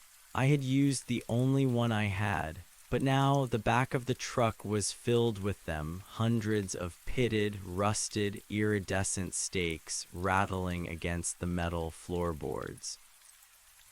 They were vibrating, a high-pitched hum that set my teeth on edge. I realized then what the swap really was. It wasn't that they were taking our place. It was that they were using us to build their world. Each spike I drove into the ground wasn't a seal, it was a foundation stone. I was the architect of the collapse. I pulled over on the shoulder of the highway, miles from anything. The silence of the plains was heavy, a physical weight on my eardrums. I got out of the truck and walked to the back. I reached out and touched one of the spikes. It was ice cold, but it felt alive. It pulsed under my hand, a dark, rhythmic throb that matched the heartbeat in my chest. I looked at my hand. The scar on my chest began to glow, a faint, sickly green light visible through my shirt. I wasn't a surveyor anymore. I was the instrument. I picked up a spike. It felt heavy, a solid anchor in a world that was becoming liquid. I looked at the ground, at the dry, cracked earth of the Wyoming plains. If I stopped, the fold would continue to expand, unchecked.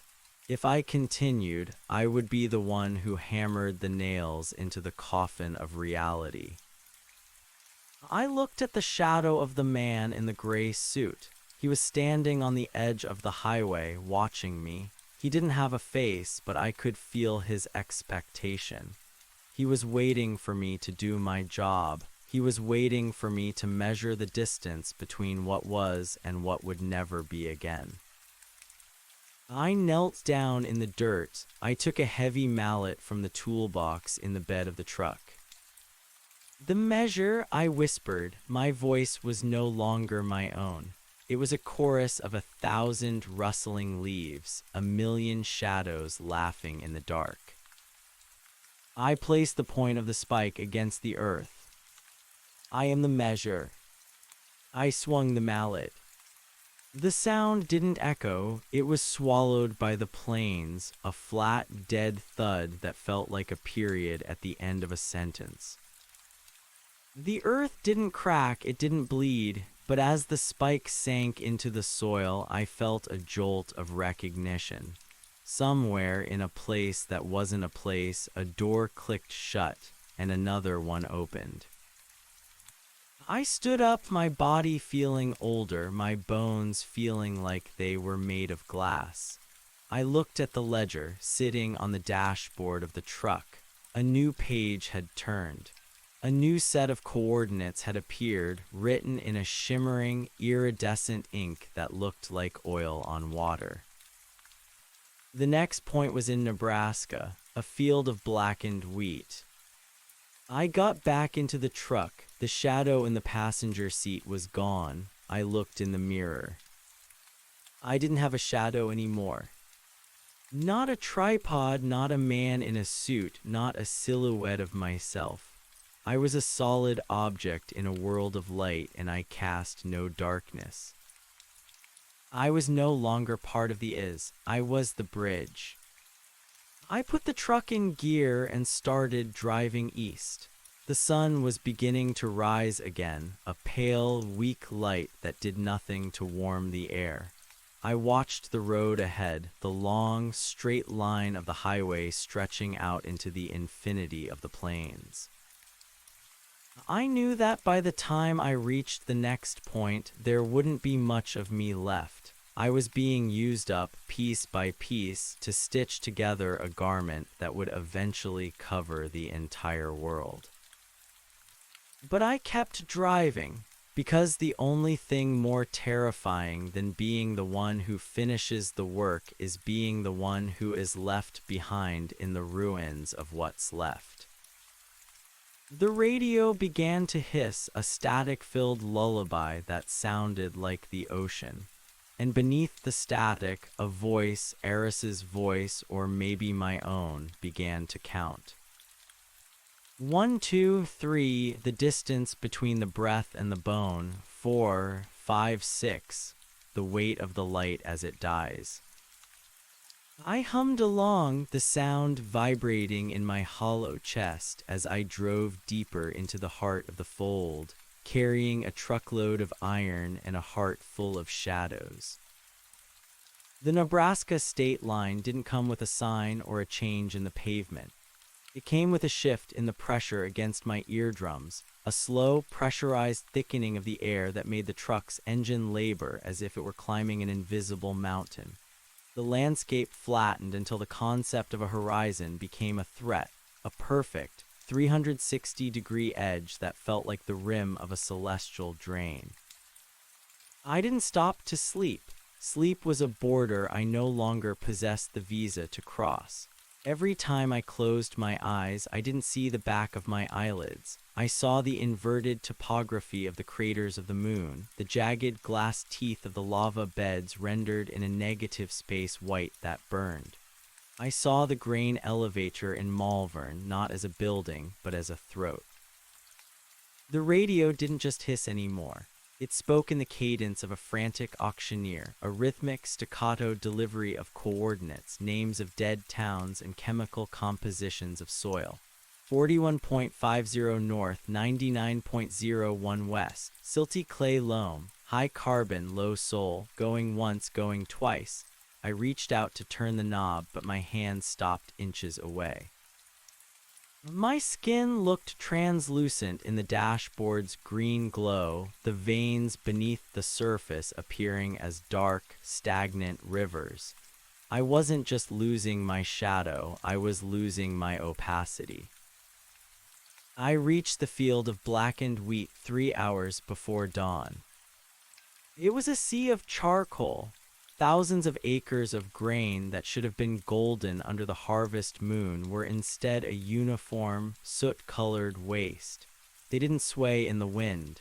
They stood rigid, crystalline, like thousands of tiny iron filings standing on end in response to a massive subterranean magnet.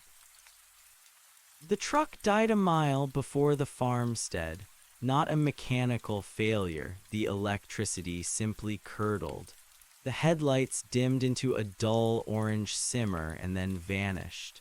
The dashboard lights flickered, spelling out a word in the odometer's digital display before going dark, remainder.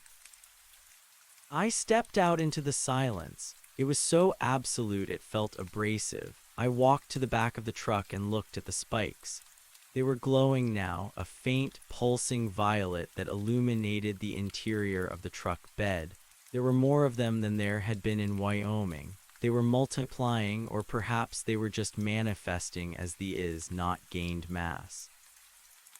I slung a heavy canvas bag over my shoulder and filled it with the iron.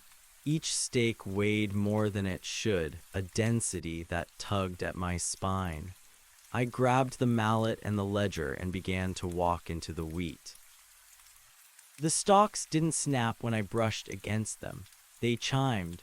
A thin metallic ringing followed my progress, a dissonant symphony of clink, clink, clink that echoed across the flat expanse. After a few hundred yards, I looked back. My footprints weren't depressions in the dirt. They were holes of pure darkness, as if my weight were punching through the crust of the world into a basement of nothingness. In the center of the field stood a house. It was a classic 2-story farmhouse, white paint peeling in long, necrotic strips, but it wasn't sitting on the ground. It was hovering, perhaps only an inch or two, suspended by a tension in the air that made the hair on my arms stand up. A man was sitting on the porch. He was rocking in a wooden chair that made no sound against the floorboards. He wore a straw hat pulled low, but as I approached, the moonlight caught the underside of the brim. There was nothing beneath it. No face, no neck, just a void shaped like a human head, draped in a flannel shirt that moved with the phantom rhythm of a chest that didn't need to breathe. "You're late," the voice said. It didn't come from the porch. It came from the bag of spikes on my shoulder.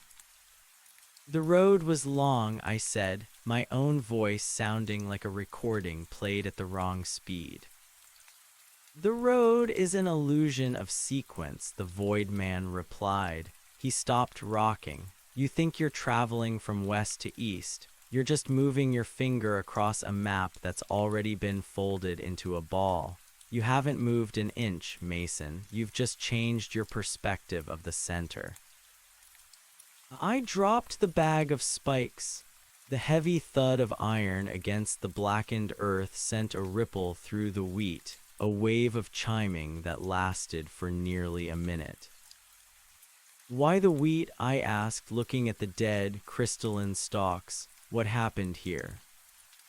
Saturation, he said, echoing the word from the ledger. The soil drank too much of the is not. It forgot how to be carbon. It forgot how to be life. Now it's just a memory of a harvest, a ghost of a calorie. He stood up and the house groaned, a sound of stressed timber and weeping nails. He stepped off the porch and for a second he didn't fall. He walked on the air, his boots finding purchase on an invisible plane before he slowly descended to the dirt. He was taller than he'd looked sitting down, stretched like the shadows in Malvern. Eris told me I was sealing the world, I said, my hand trembling as I reached for a spike. He told me the iron would hold the light in. The figure let out a sound that might have been a laugh if it hadn't sounded like glass breaking in a vacuum.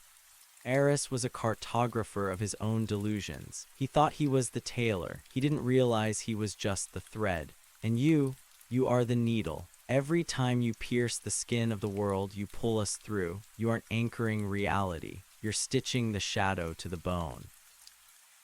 I looked at the spike in my hand.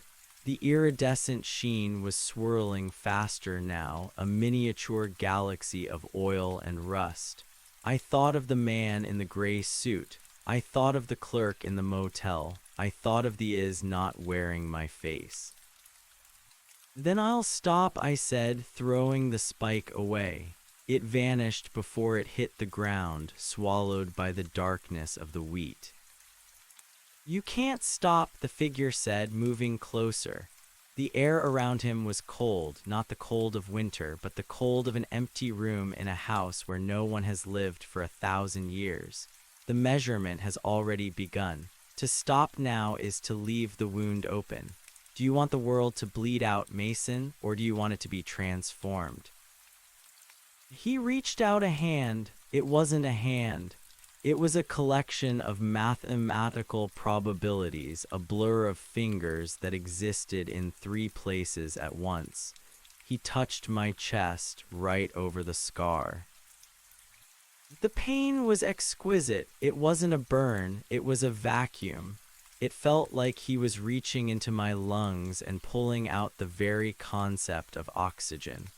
I fell to my knees, the blackened wheat chiming around me like funeral bells. The suture requires a witness, he whispered, his voice now echoing from the stars themselves. A mind to perceive the edge. If no one sees the shadow, it has no power. But you see everything. You see the is not in the cracks of the sidewalk. You see the hollow in the hearts of strangers. You are the perfect observer, and because you observe us, we become real. I looked up at him, my vision blurring. The farmhouse behind him was beginning to unravel. The wooden planks were turning into long ribbons of gray smoke, spiraling up into a sky that was now a bruised, pulsing purple. The stars were no longer points of light. They were holes, leaking a cold, white radiance that didn't illuminate the ground. Complete the circuit, the figure commanded. Drive the iron, finish the map. I reached into the bag, my fingers closed around a spike. My body felt like it was moving on its own, a puppet controlled by the rhythmic counting on the radio, by the humming in my bones. I crawled toward the center of the field, toward a spot where the wheat had been flattened into a perfect circle. In the center of the circle was a hole. It was only a few inches wide, but it looked bottomless. A faint, rhythmic thumping came from within it, the heartbeat of a planet that had been replaced by a machine. I placed the spike over the hole. "I am the measure," I whispered. This time the words didn't feel like a lie, they felt like a sentence, a confession. I raised the mallet. As I swung, the world around me flickered. For a fraction of a second, I wasn't in Nebraska. I was in a forest of white trees with leaves made of human hair. I was in a city of glass where the inhabitants were made of sound. I was in a void where a single giant eye watched the birth of a dead sun. The mallet struck the iron. Crack. The sound was the end of a world. A shockwave rippled out from the spike, flattening the blackened wheat for miles in every direction. The house behind me vanished in a cloud of splinters and shadows. The figure of the man was gone, replaced by a towering pillar of violet light that pierced the clouds. I was thrown backwards, sliding through the soot. I lay there for a long time, watching the sky. The purple was fading, replaced by a gray, ash-colored dawn. The pillar of light had vanished, leaving behind a scar in the atmosphere, a shimmering distortion that looked like heat haze over a summer road. I stood up, shaking the charcoal dust from my clothes. My hands were stained black, a pigment that wouldn't rub off. I looked at the spot where I'd driven the spike. The spike was gone. In its place, a small silver flower had grown. It had no leaves, only a single metallic petal that reflected a world I didn't recognize, a world where the sky was green and the sun was a black disk. I walked back toward the truck. My legs felt heavy, as if I were wading through water. The silence had returned, but it was different now. It was the silence of a house after the guests have left, the silence of a theater after the curtain has fallen. The truck was waiting for me. The engine was idling, though I hadn't turned the key. The headlights were back on, cutting through the gray dawn with a fierce, desperate light. I opened the door and sat in the driver's seat. The ledger was open on the passenger side. The coordinates for Nebraska were crossed out in a thick black line. Below them, a new word had been written in a sprawling, elegant script: integration. I looked in the rearview mirror. My face was there, but it was different.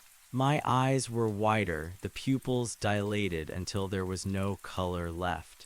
My skin was the color of old paper. And behind me, sitting in the bed of the truck, was the man in the gray suit. He wasn't a shadow anymore. He was solid. He wore a charcoal gray wool suit that looked brand new. His face was symmetrical, handsome in a way that felt calculated, his eyes a piercing, unnatural blue. He tapped on the back window. I rolled it down, my heart hammering against the iron cage of my ribs. "Nice work, Mason," he said. His voice was smooth, like silk over a blade. "The Midwest is nearly settled. The foundations are firm." "Who are you?" I asked, my voice a rasp. "I'm the one who hired Eris," he said, leaning forward. "I'm the one who's been paying for the gas. I'm the one who's been making sure the roads stay clear for you." "Why?" He smiled, and it was the most terrifying thing I had ever seen. It was a smile that didn't reach his eyes, a smile that was just a movement of muscles. "Because the world is too crowded, Mason, too loud, too messy. It's full of too much matter, too much noise, too much history. We're just tidying up. We're creating a little more room. A little more is not." He reached into his pocket and pulled out a small silver coin. He flipped it toward me. I caught it by reflex. It was cold and it bore the image of a ribcage on both sides. "Keep that," he said. "It's your toll for the next bridge." "I'm not doing this anymore," I said, clutching the coin. "I'm done. I'll throw the spikes into the river. I'll burn the ledger." The man in the gray suit laughed. It was a warm, friendly sound that made my skin crawl. "You can't burn the ledger, Mason. You are the ledger. Every mile you drive, every spike you set, it's being written into your marrow. If you stop now, the story just stays half-finished. And trust me, you don't want to be a half-finished story in a world that's being rewritten." He leaned back, his form beginning to blur at the edges.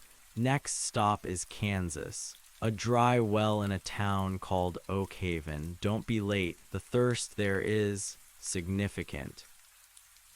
He vanished, not like a ghost, but like a television being turned off. 1 second he was there, and the next, there was only the empty truck bed and the smell of ozone.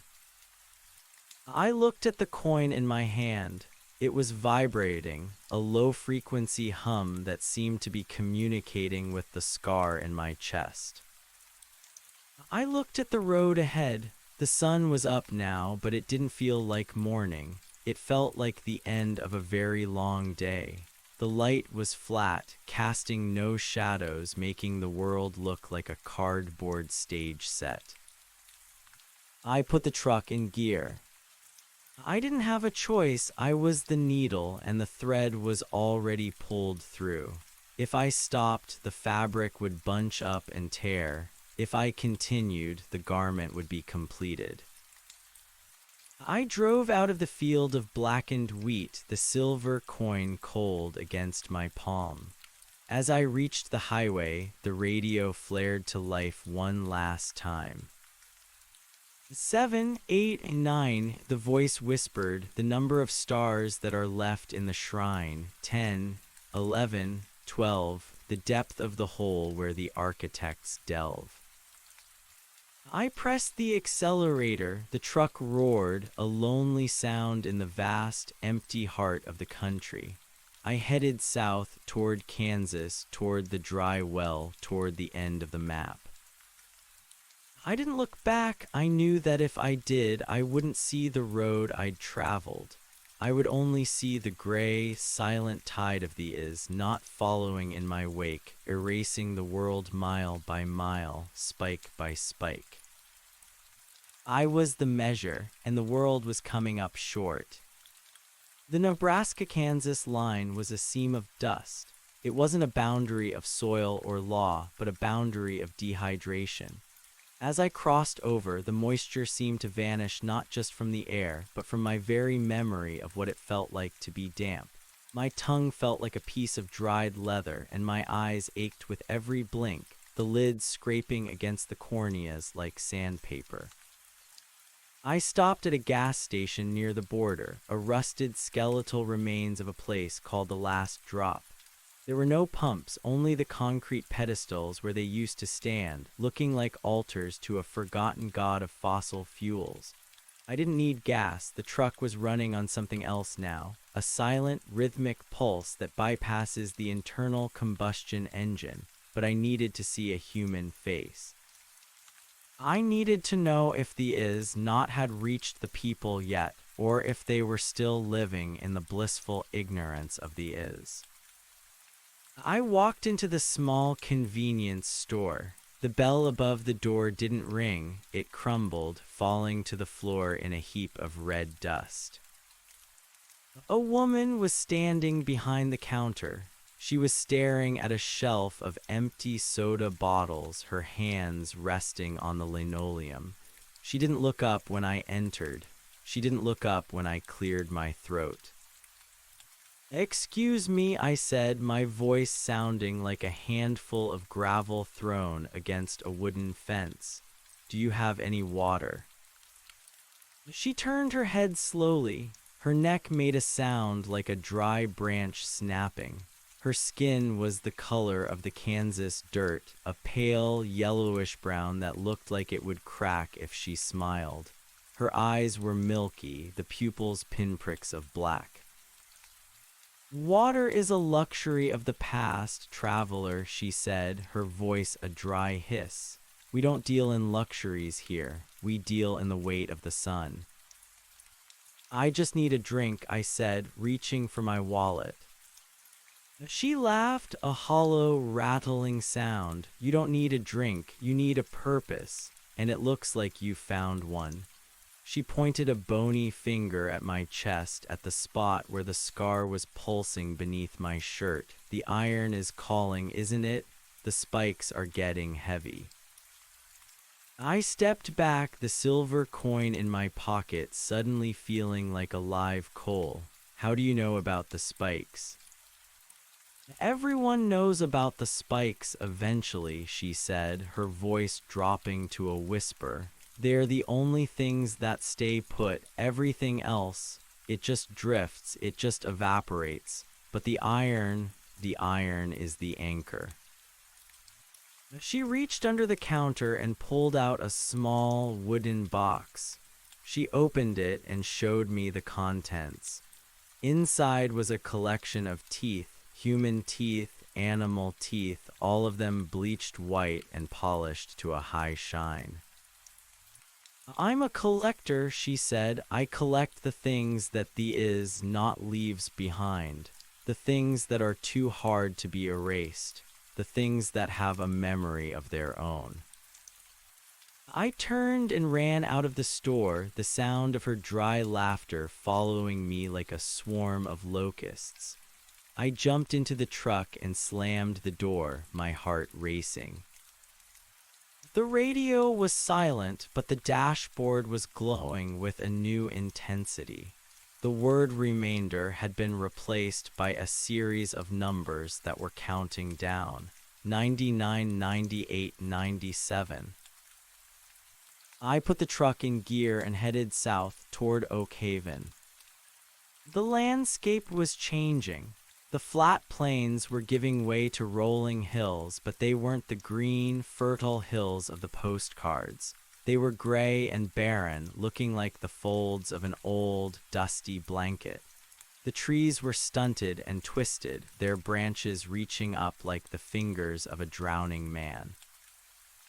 The air was thick with the smell of ozone and old paper.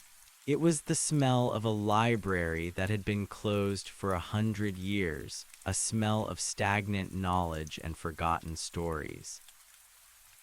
I reached Oak Haven just as the sun was beginning to set.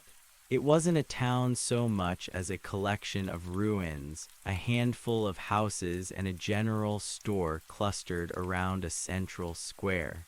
In the middle of the square was the well. It was a stone structure, old and weathered, with a wooden roof that had long since rotted away. I walked toward it, the heavy canvas bag of spikes pulling at my shoulder. The town was empty. No people, no animals, not even the sound of the wind. It was a silence that felt heavy, a silence that felt like it was pressing against my eardrums. I looked down into the well. It was deep, a dark, bottomless shaft that seemed to swallow the light. I couldn't see the bottom, but I could hear something. A faint, rhythmic thumping like the heartbeat I'd heard in Nebraska. I reached into the bag and pulled out a spike. It was glowing with a fierce, violet light, the iridescent sheen swirling like a storm. I placed it on the edge of the well and raised the mallet. "Wait," a voice said. I froze. I looked around, but there was no one there. "Who's there?" I asked, my voice echoing in the empty square. "I'm the one you're looking for," the voice said. It was coming from the well. I leaned over the edge, my heart hammering. "Who are you?" "I'm the thirst," the voice replied. "I'm the one who's been waiting for the iron. I'm the one who's been waiting for the needle." A hand reached out of the darkness of the well. It was a pale, translucent hand, the fingers long and tapering. It gripped the edge of the stone, the knuckles white and sharp. A face followed. It was a man's face, but it was stretched and distorted, the features blurred as if they were seen through a thick layer of ice. His eyes were wide and staring, the pupils a deep, bottomless black. "You're the one," he whispered, his breath smelling of old earth and stagnant water. "You're the one who's going to finish the work." "I'm just a driver," I said, my voice trembling. "I'm just following the map."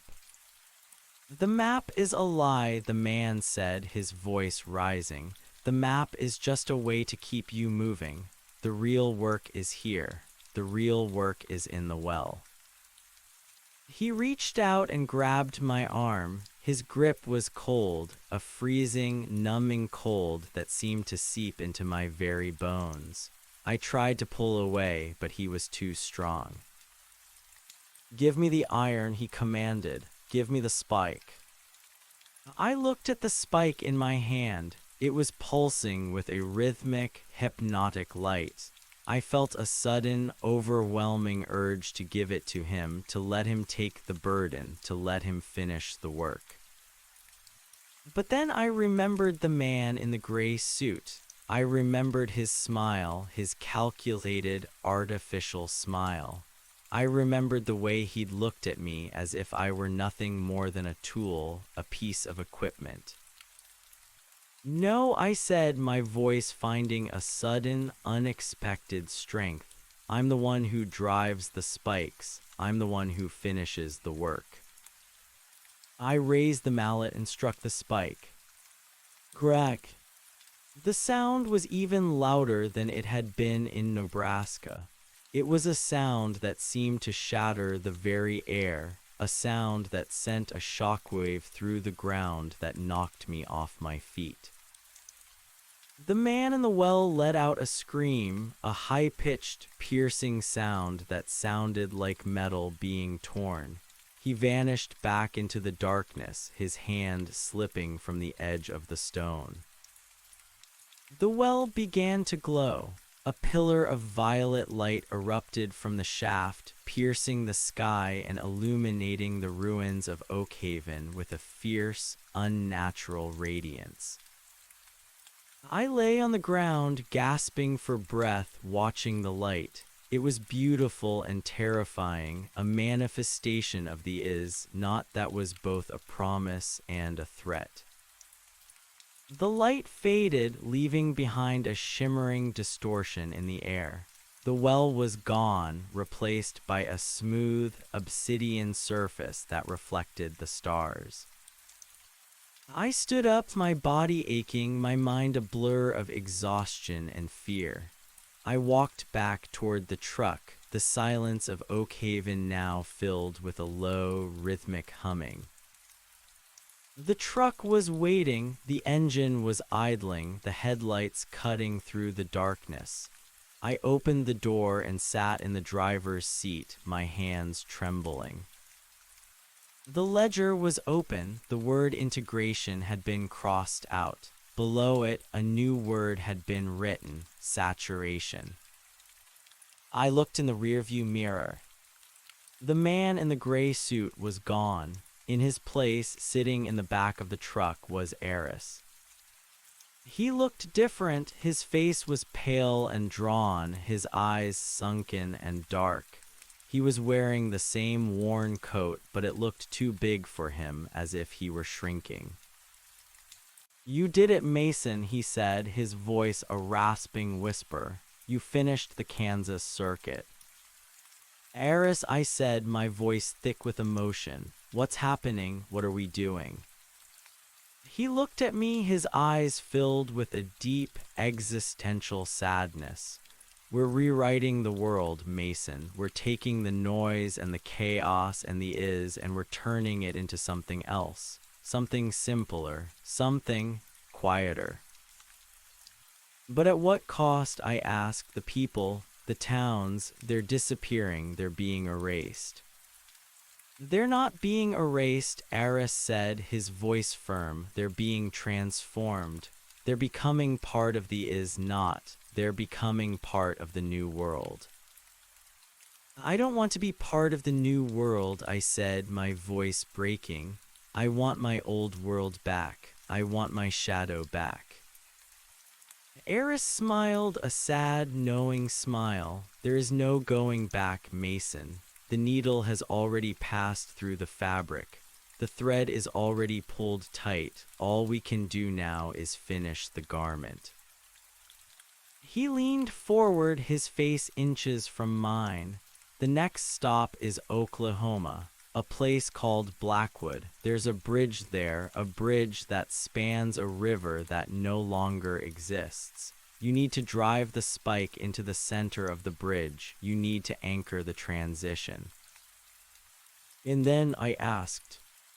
And then we move on to Texas, Eris said, and then New Mexico, and then the end. He vanished, leaving behind the smell of old paper and the sound of a distant, rhythmic thumping. I put the truck in gear and headed south. The road was a dark, narrow ribbon stretching out into the infinity of the plains. The stars were bright, but they didn't feel like stars. They felt like holes, leaking a cold, white radiance that didn't illuminate the ground. I drove through the night, the silence of the is not following in my wake. I didn't stop to sleep. I didn't stop to eat. I just kept driving, the needle pulling the thread, the garment being stitched together, piece by piece, mile by mile. I was the measure, and the world was coming up short. The road to Oklahoma felt like a descent into a basement. The elevation didn't change, but the feeling of being underground, of being beneath the weight of something massive and silent, was suffocating. The air grew heavier, thicker, and the green of the dashboard light seemed to bleed into the darkness of the cabin until I was driving through a soup of emerald shadows. The countdown on the odometer had reached 66. I stopped at a rest area near the border. It was a concrete slab with a single leaning picnic table and a restroom building that looked like a bunker. I got out of the truck to stretch my legs, my joints popping with a sound like dry twigs. I walked toward the restroom building, the sound of my footsteps echoing in the silence. The door was heavy and rusted, and it groaned as I pushed it open. Inside, the air was cold and damp. The walls were covered in graffiti, but it wasn't the usual collection of names and numbers. It was a series of mathematical equations, complex and elegant, scrawled in a dark, reddish-brown substance that looked like dried blood. I looked at the equations, my mind struggling to make sense of them. They seem to be describing the properties of the is, not the way it interacted with the is, the way it could be harnessed and controlled. In the corner of the room, a man was sitting on the floor. He was leaning against the wall, his head tilted back, his eyes closed. He was wearing a tattered suit and a stained tie, and his skin was the color of old parchment. "Are you okay?" I asked, my voice echoing in the small room. The man opened his eyes. They were a bright, piercing blue, the only color in his otherwise gray world. "I'm calculating the remainder," he said, his voice a thin, reedy whisper. "I'm trying to find the point where the is and the is not meet, the point where the world becomes a single, unified equation." "Who are you?" I asked. "I'm a mathematician," he said. "I was hired by the man in the gray suit. He wanted me to map the transition. He wanted me to find the logic in the chaos." "And did you find it?" The man laughed, a dry, rattling sound. "There is no logic, traveler. There is only the count. There is only the sequence. The is not doesn't follow the rules of the is. It follows its own rules, rules that are based on the absence of everything. He reached into his pocket and pulled out a small silver coin, identical to the one I was carrying. He gave me this. He told me it was my payment, but it's not a payment. It's a weight. It's a burden that keeps me from drifting away. He held the coin out to me. Take it. You'll knight it. You're the one who's driving the spikes. You're the one who's making the world real. I already have one, I said, showing him my coin. He nodded, his eyes filled with a deep existential weariness. Then you know the weight of the light as it dies. I turned and left the restroom, the sound of his dry laughter following me out into the cold night air. I got back into the truck and headed south toward Blackwood. The road was a blur of gray and black, the landscape a collection of shadows and silhouettes. I felt like I was driving through a dream where the rules of reality had been suspended, where the only thing that was real was the iron in the back of the truck and the scar in my chest. I reached Blackwood in the early hours of the morning. It was a small, quiet town nestled in a valley between two low hills. In the center of the town was the bridge, a stone structure that spanned a dry, dusty riverbed. I walked toward the bridge, the bag of spikes heavy on my shoulder. The town was empty, the houses dark and silent. It felt like a place that had been abandoned for a long time, a place that had been forgotten by the rest of the world. I reached the center of the bridge and looked down into the riverbed. It was filled with white stones, smoothed by a water that was no longer there. I reached into the bag and pulled out a spike. It was glowing with a fierce violet light, the iridescent sheen swirling like a vortex. I placed it in the center of the bridge and raised the mallet. 1, 2, 3, I whispered, the words coming from a place deep within my bones, the distance between the breath and the bone. I struck the spike. Crack. The sound was a thunderclap, a sound that shook the very foundations of the world. The bridge began to vibrate, a low-frequency hum that seemed to resonate with the scar in my chest.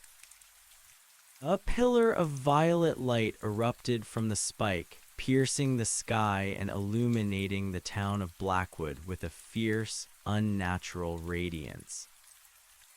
I lay on the bridge watching the light. It was beautiful and terrifying, a manifestation of the is, not that was both a promise and a threat. The light faded, leaving behind a shimmering distortion in the air. The bridge was gone, replaced by a smooth, obsidian surface that reflected the stars. I stood up, my body aching, my mind a blur of exhaustion and fear. I walked back toward the truck, the silence of Blackwood now filled with a low, rhythmic humming. The truck was waiting, the engine was idling, the headlights cutting through the darkness.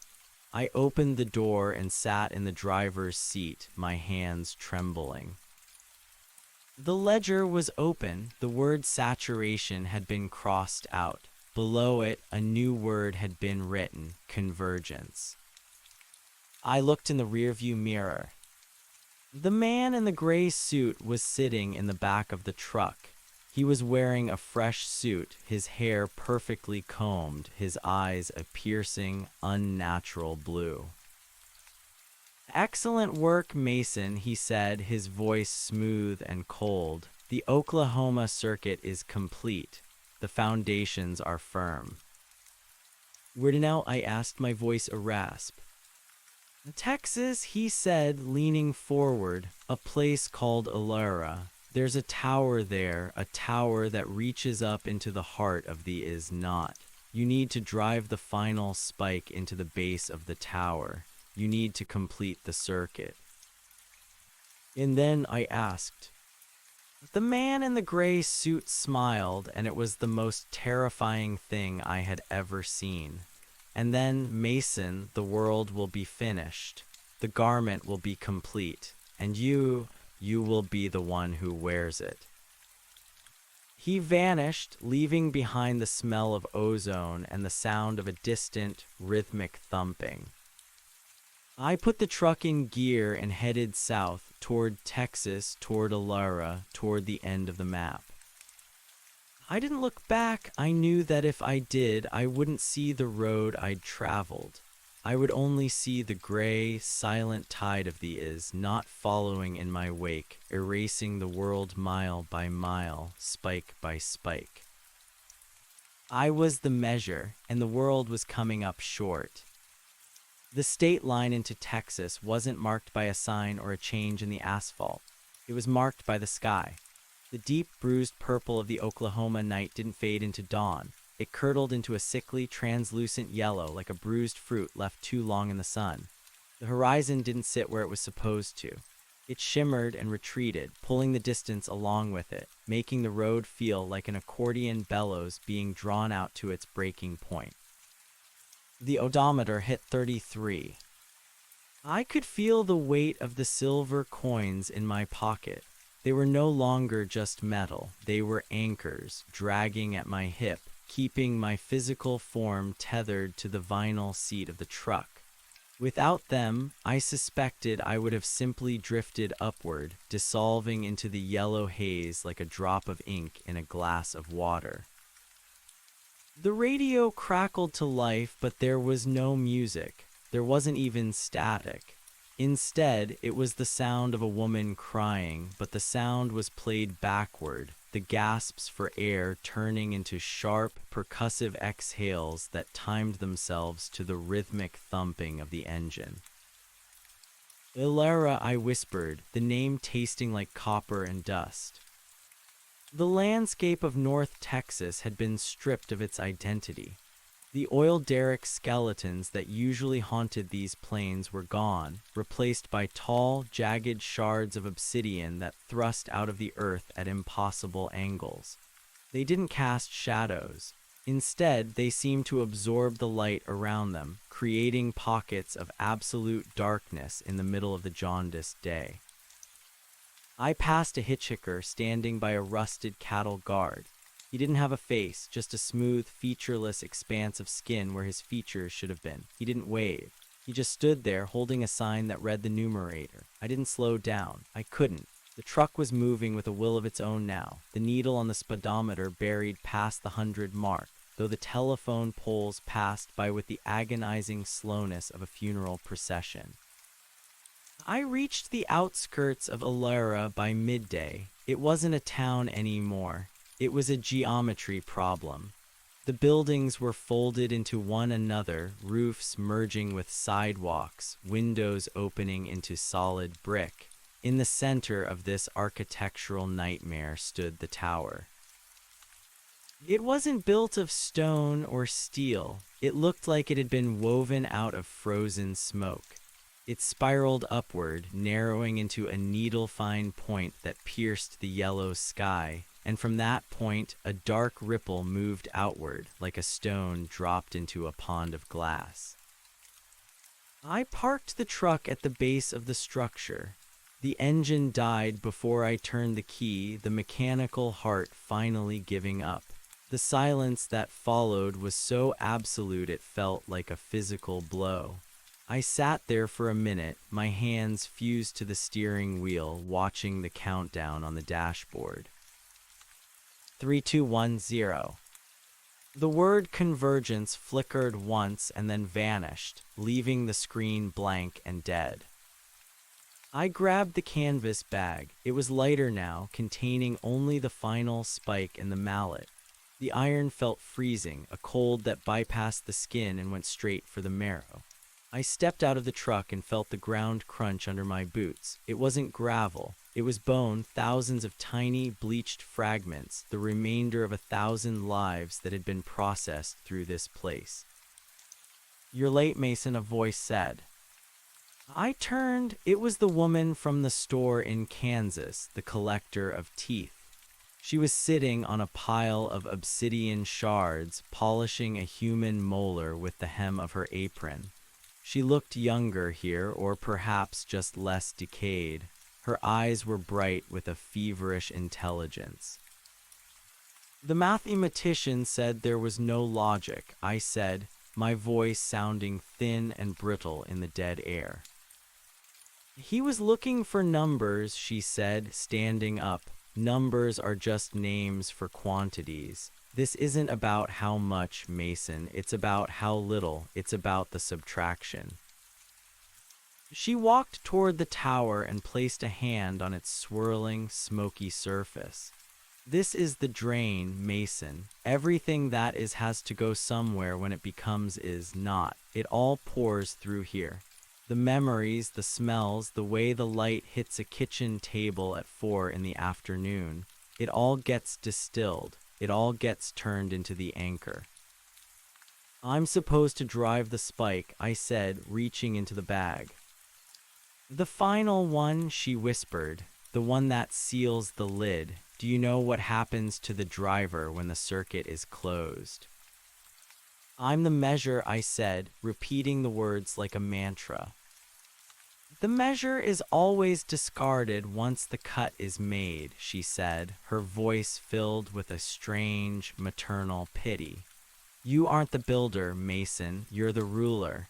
And once the world is resized, what use is a ruler that remembers the old dimensions?"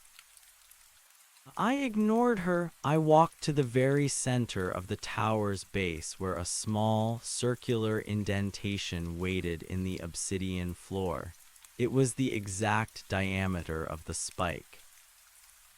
I knelt. The air here was vibrating, a low-pitched hum that made my teeth ache.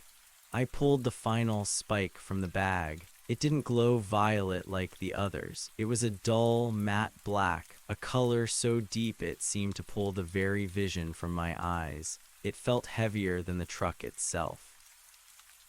I placed the point of the spike into the indentation. As soon as the iron touched the stone, the world tilted. The yellow sky turned a violent, screaming red. The tower began to groan, a sound of tectonic plates grinding together. I looked back toward the truck, looking for Eris, looking for the man in the gray suit, looking for anything that made sense. But the truck was gone. In its place was a mirror, a towering, silvered surface that reflected nothing but the empty plains. "Finish it," a voice commanded. It wasn't one person. It was a chorus: Eris, the mathematician, the woman, the man in the gray suit, and 1,000 other voices I didn't recognize but knew in my soul. Seal the convergence. I raised the mallet. My arms felt like lead. My heart was a slow, dying drum. Crack. The first strike didn't just sound, it felt. It felt like someone had reached into my chest and squeezed my lungs. The spike sank an inch into the obsidian. A hairline fracture raced across the ground, bleeding a thick, silvery liquid that smelled of mercury and old photographs. Crack. The second strike shattered the red sky. Pieces of the heavens began to fall like shards of stained glass, dissolving before they hit the ground. The tower began to glow with a pale internal light, revealing the things trapped inside its walls: faces, hands, books, trees, all frozen in the moment of their erasure. I saw my own face in there, a version of me from a year ago, laughing at a joke I couldn't remember. "Stop," I screamed, but my hands wouldn't listen. They were part of the machine now. They were the needle, and the thread was pulling tight. Crack. The third strike was the end of sound. The world went mute.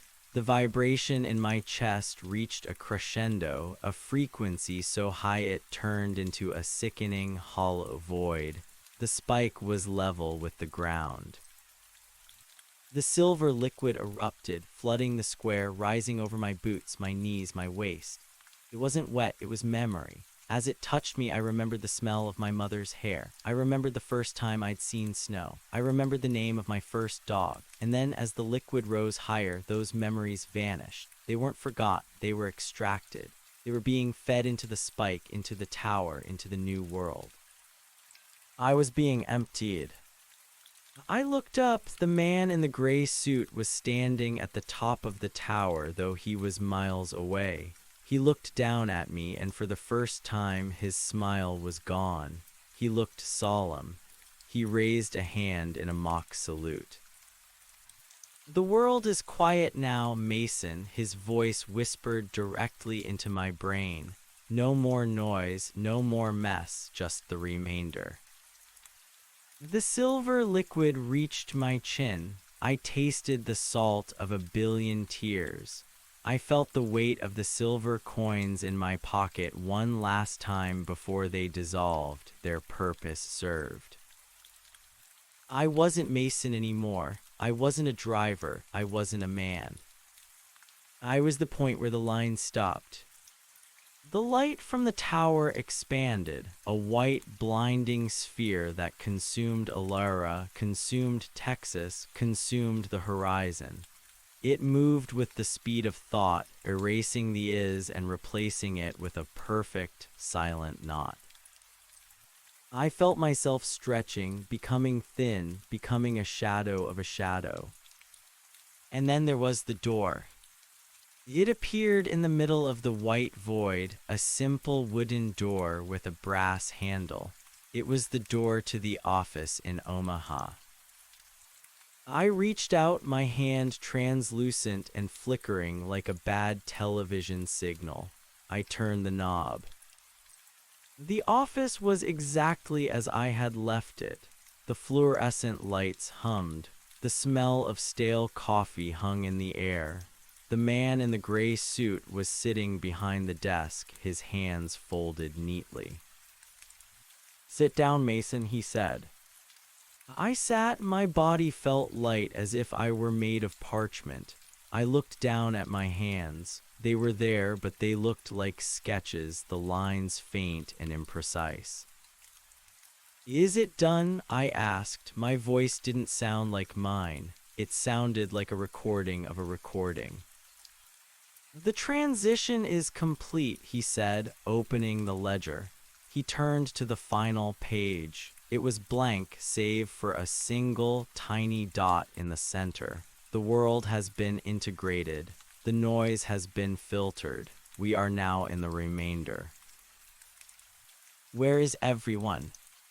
"They are where they need to be," he said vaguely. "They are part of the architecture now. They are the bricks in the wall of the new silence." He reached into his drawer and pulled out a fresh silver coin. He slid it across the desk toward me. "Your payment," he said. I looked at the coin. It was blank. No face, no date, no value, just a circle of polished metal. "What do I do now?" I asked. The man in the gray suit stood up and walked to the window. He pulled back the blinds. Outside, there was no Omaha. There were no streets, no buildings, no sky. There was only a vast, infinite field of gray grass waving in a wind that made no sound. Scattered across the field were thousands of shadows, wandering aimlessly, their forms blurring and shifting. "You go back out there," he said. "You're the foreman now, Mason. You've seen the map. You know where the spikes are. Your job is to make sure they stay down. Your job is to make sure the silence isn't broken." "I don't want it," I said, my voice cracking. "I want to go back." "Back to what?" he asked, turning to face me. His eyes were no longer blue. They were the same matte black as the final spike. There is no back. You drove the spikes, Mason. You pulled the thread. You stitched this world yourself. He walked to the door and opened it. The gray wind swirled into the room, smelling of nothing at all. Go on, he said. The shadows are waiting for their measure. I stood up. My legs felt like they belonged to someone else. I walked toward the door, the silver coin clutched in my hand. It was the only thing I could feel. I stepped out into the field. The grass was cold against my ankles. The sky above was a flat, featureless gray, neither day nor night. I looked back, but the office was gone.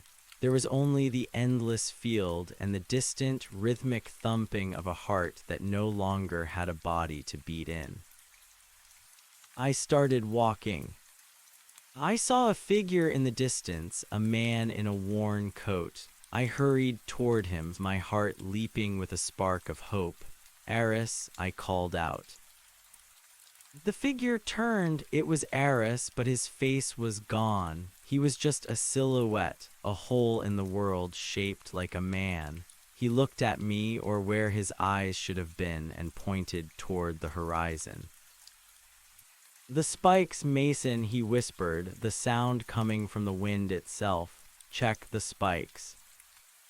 I looked down at the ground. There at my feet was the head of an iron spike, glowing with a faint, dying violet light. It was loose. The ground around it was beginning to soften, beginning to turn back into the messy, chaotic is of the old world. I reached into my pocket. I didn't have a mallet. I didn't have a bag. I looked at the silver coin in my hand. It was heavy. It was hard. I knelt in the gray grass and began to pound the spike back into the earth with the coin. Clang, clang, clang. The sound was small, it was pathetic, but it was the only sound in the world. I moved to the next spike, and the next. I walked through the field of wandering shadows, a ghost tending to the anchors of a dead world. I didn't know how long I'd been there. Time didn't exist in the remainder. There was only the count. There was only the sequence. I was the measure, and the world was finally perfectly short. As I reached for the next spike, I saw a flicker of movement in the distance. A truck, a small, battered pickup truck driving across the gray grass where there were no roads. Its headlights were dim, and its engine made a sound like a dying breath. It stopped 100 yards away. The door opened, and a man stepped out. He looked tired. He looked lost. He looked like he was searching for something he'd forgotten he'd lost. He looked exactly like I used to look. I stood up, the silver coin heavy in my hand. I felt a sudden, terrible hunger, a thirst that couldn't be quenched by water. I wanted his breath. I wanted his noise. I wanted his is. I began to walk toward him, my shadow stretching out across the gray grass like a reaching hand. Wait, I tried to say, but the word didn't come out. What came out instead was the sound of the wind. I'm the one you're looking for, I thought, the words echoing in the hollow space where my soul used to be. I'm the thirst. I'm the one who's been waiting for the iron. The man by the truck froze. He looked around, his eyes wide with a fear I remembered but could no longer feel. I reached out a pale, translucent hand. Give me the iron, I commanded the silence. Give me the spike. The cycle was closing, the needle was turning, and somewhere in a room with fluorescent lights and the smell of stale coffee, a man in a gray suit was opening a new ledger. The man by the truck didn't move. He was a jagged silhouette against the flat, oppressive gray of the remainder, his breathing audible even from 100 yards away. a wet, ragged sound that felt obscene in a world that had forgotten how to respire. I watched him with a detached, predatory hunger. I didn't want to hurt him. I wanted to inhabit the friction of his existence. I wanted the grit under his fingernails and the salt on his skin. I wanted the is that still clung to his jacket like burrs from a thicket he hadn't yet realized was gone. "Who's there?" he shouted. His voice was a violent intrusion. It rippled the gray grass, causing the blades to shiver and go transparent for a fleeting second, revealing the void beneath. I didn't answer. I couldn't. My vocal cords were now just strings of dried silk, capable only of channeling the wind. I kept walking, my boots making no sound on the bone-dust earth. The silver coin in my hand began to pulse. It wasn't light, it was a rhythmic contraction, like a cold, metallic heart trying to sink itself to the man's panicked pulse. As I drew closer, the details of the truck sharpened. It wasn't my truck. It was older, a rusted Ford with a cracked windshield and a bumper sticker that read "God bless our debts." But the scent coming from the open door was the same, the smell of cheap tobacco, spilled coffee, and the terrifying ozone of the is not. The man reached into the truck bed and pulled out a heavy canvas bag. The clink of iron against iron echoed across the plains, a sound so sharp it made my non-existent teeth ache. He pulled out a spike. It was violet, humming with the frantic energy of a trapped bird. "I have the measure," he screamed at the empty horizon, his eyes darting toward me, though I knew I was little more than a smudge of charcoal on a gray canvas to him. I did what the man said. I drove them in. Why isn't it stopping? I reached him. I stood just arm's length away, watching the way his sweat darkened the collar of his shirt. He was vibrating at a frequency that was starting to tear at my edges. To him, I was the is not made manifest, the creeping tide he had been trying to outrun. He didn't see Mason, the driver from Omaha. He saw the shadow of the threshold. He swung the mallet. He wasn't aiming at a spike. He was aiming at me. The heavy iron head passed through my chest without resistance, but the vibration of the strike nearly unmade me. I felt a surge of static, a momentary flash of a kitchen in winter, a woman's laugh, the taste of a sour apple, and then it was sucked back into the coin in my hand.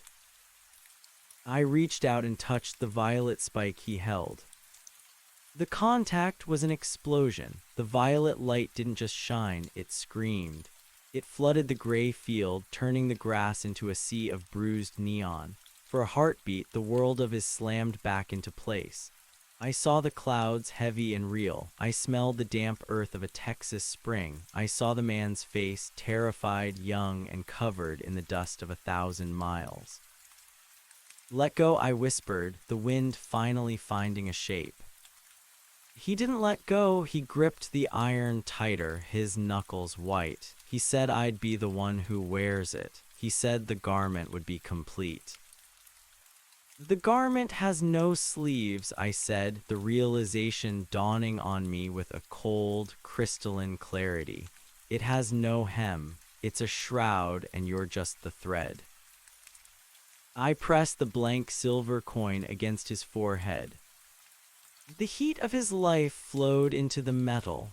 The coin, previously featureless, began to etch itself. A face appeared, not his and not mine, but a composite of everyone who had ever been the measure. The eyes on the coin opened. They were matte black. The man collapsed, not in death, but in subtraction. He didn't fall to the ground, he simply became less. His colors bled into the gray grass. His voice thinned until it was just a whistle in the wind. His truck began to dissolve, the rust turning into fine, dark sand that the wind carried away toward the tower that still loomed, invisible but felt, on the edge of the world. He was a shadow now, another wanderer in the field. He looked at his hands, saw their translucence, and let out a sound that might have been a sob if he'd had the lungs for it. Then he turned and began to walk, his feet finding the invisible path toward the next loose spike. I was left standing with the violet spike and the mallet. I looked down at the ground where he had been standing. A small, circular indentation waited in the gray earth. It was the same diameter as the iron. I realized then that the work was never finished. The man in the gray suit hadn't lied, but he had omitted the most important rule of the remainder. The is not is a hungry thing. It leaks. It breathes. It tries to heal itself back into existence, and every time a memory sparks, a spike loosens. Every time a shadow remembers the sun, the world threatens to become messy again. I knelt. I placed the violet spike into the hole. I didn't need a mallet. I used the silver coin. I pounded the iron into the void, and with every strike, a part of the man I had just measured was integrated into the silence. I felt his first kiss. I felt the time he broke his arm falling from a tree. I felt his fear of the dark. Clang, clang, clang. I was the foreman. I was the one who kept the silence silent. I stood up and looked across the field. There were millions of them now, the shadows. They moved in a slow, weaving dance, their paths crossing but never touching.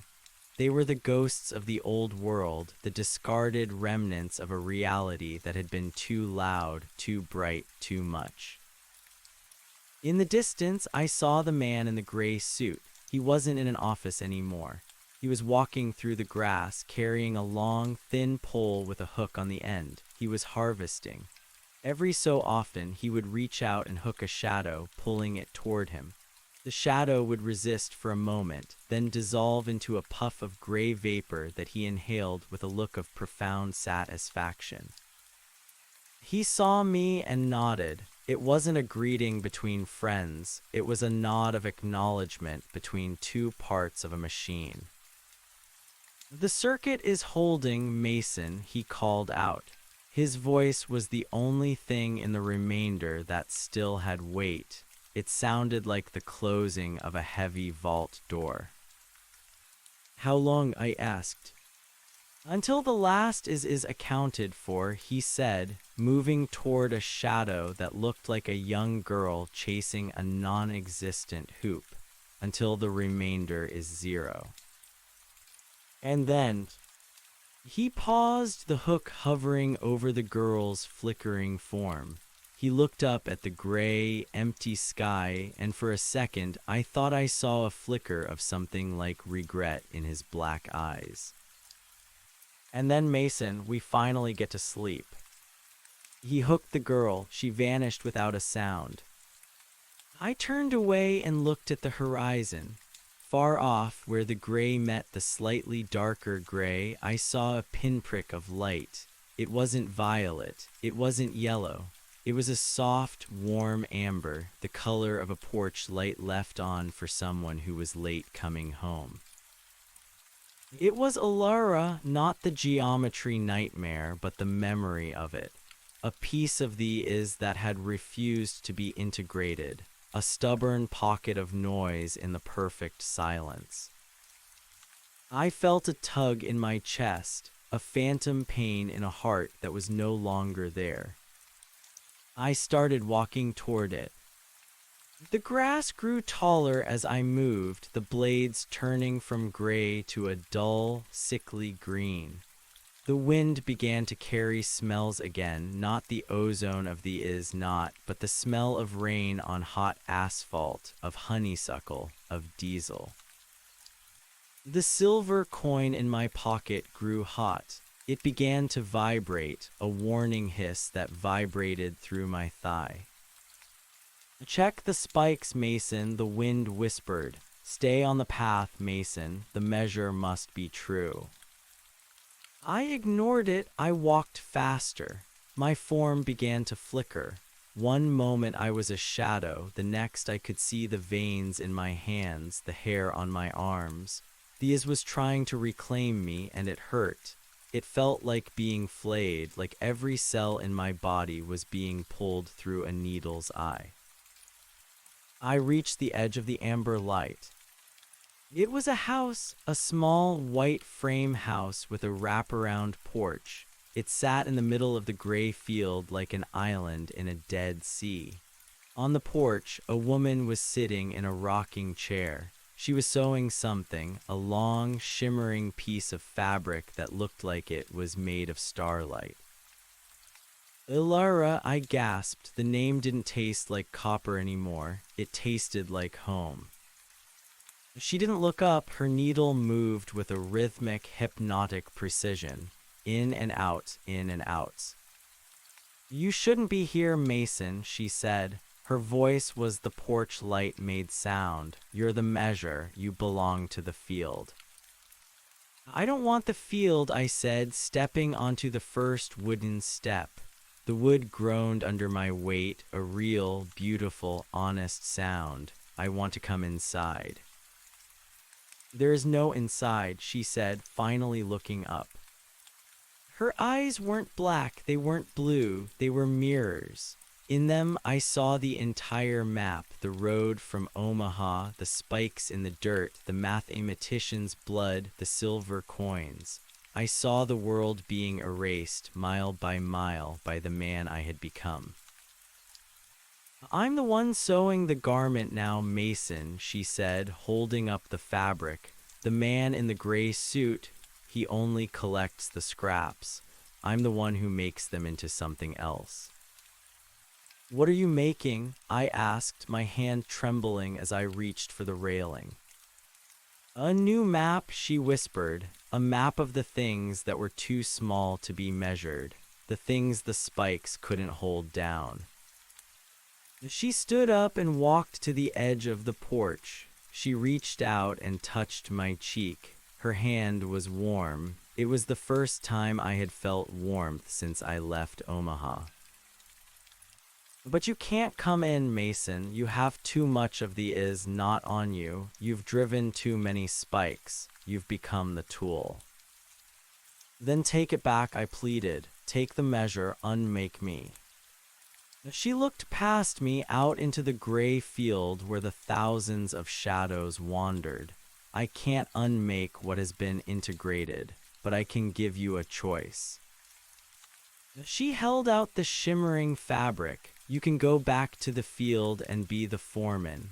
You can tend the spikes until the end of time, and you will never feel pain or hunger or loss. You will be a perfect part of a perfect silence. Or you can give me the coin, the final measure, the one with the faces.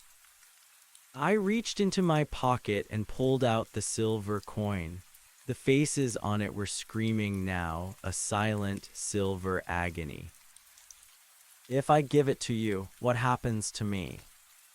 You become the thread, she said. You won't be Mason. You won't be the foreman. You will be the stitch that holds the is to the is not. You will be the friction. You will be the noise.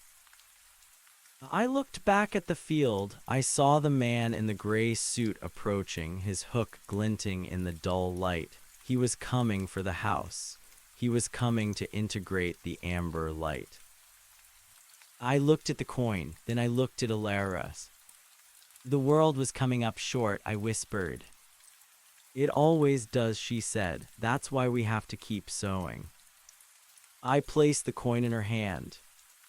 The moment the silver touched her palm, the house exploded into a billion shards of light. The gray field shattered like a dropped mirror. The man in the gray suit let out a sound that wasn't a voice. It was the sound of a machine grinding to a halt, a catastrophic failure of logic. I felt myself being pulled apart, not erased but unraveled. I was the road, I was the truck, I was the silver coins and the iron spikes. I was the blood on the mathematician's floor and the teeth in the woman's jar. I was the silence and the scream. I was being woven. The transition was violent. The is and the is not slammed together, creating a friction that birthed stars and shadows in equal measure. I felt the weight of the world returning not as a burden, but as a texture. Then the light faded. I was standing on a road, a real road. The asphalt was cracked and smelling of rain. The sky above was a deep, bruised purple, but it wasn't curdled. It was just night. I looked down at my hands. They were solid. They were dirty. They had scars I remembered getting. I wasn't in Texas. I wasn't in Omaha. I was standing at a crossroads in the middle of a field of tall, golden wheat. The wind was blowing, and it made a sound, a beautiful, messy, chaotic rustle. In my hand, I held a single iron spike. It wasn't violet. It wasn't black. It was just rusted iron. And next to me, parked on the shoulder of the road, was the truck. The engine was idling, a rhythmic, mechanical heartbeat that sounded like music. I walked to the driver's side door and opened it. Sitting on the passenger seat was a map. It wasn't the map from the office. It was a hand-drawn map, the lines shaky and uncertain. It didn't show the spikes. It didn't show the is not. It showed a path through the field, and at the end of the path, written in a hand I recognized as my own, were 2 words. Start again. I got into the truck and put it in gear. I didn't look in the rearview mirror. I didn't need to. I knew what was back there. The shadows were still wandering, and the man in the gray suit was still harvesting. But I wasn't the measure anymore. I was the one who had escaped the count. I drove north toward the dawn, toward the noise, toward the beautiful, unfinished mess of the world. The odometer hit 0. And for the first time in a long time, the numbers didn't mean a thing. The tires hummed against the asphalt, a sound so grounding it made my vision blur with a sudden stinging moisture, real salt, real tears. I wiped them away with a hand that felt thick and clumsy, heavy with the weight of bone and blood. The dashboard clock flickered, 3:14 a.m., and the green glow of the numbers felt like a benediction. I wasn't in the remainder anymore. I was in the is, and the is was loud, fragrant, and terrifyingly fragile. As the truck climbed a low rise, the headlights swept across the wheat fields. For a split second, I saw them, the shadows. They weren't the translucent, drifting things from the gray world. They were just shadows cast by the stalks of grain dancing in the artificial light. But I knew the difference now. I knew that if I looked too closely, if I let my mind slip into that specific rhythmic trance of the long-haul driver, the edges of the world would start to fray again. The man in the gray suit was still out there, just behind the curtain of the visible, waiting for the ledger to go out of balance. I reached out and turned the radio dial. Static hissed, a chaotic spray of white noise that made my skin crawl with the memory of the wind in the field.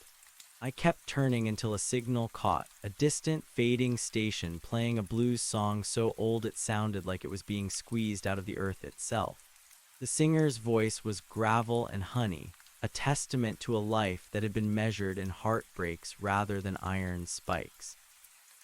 I cranked the volume until the speakers rattled.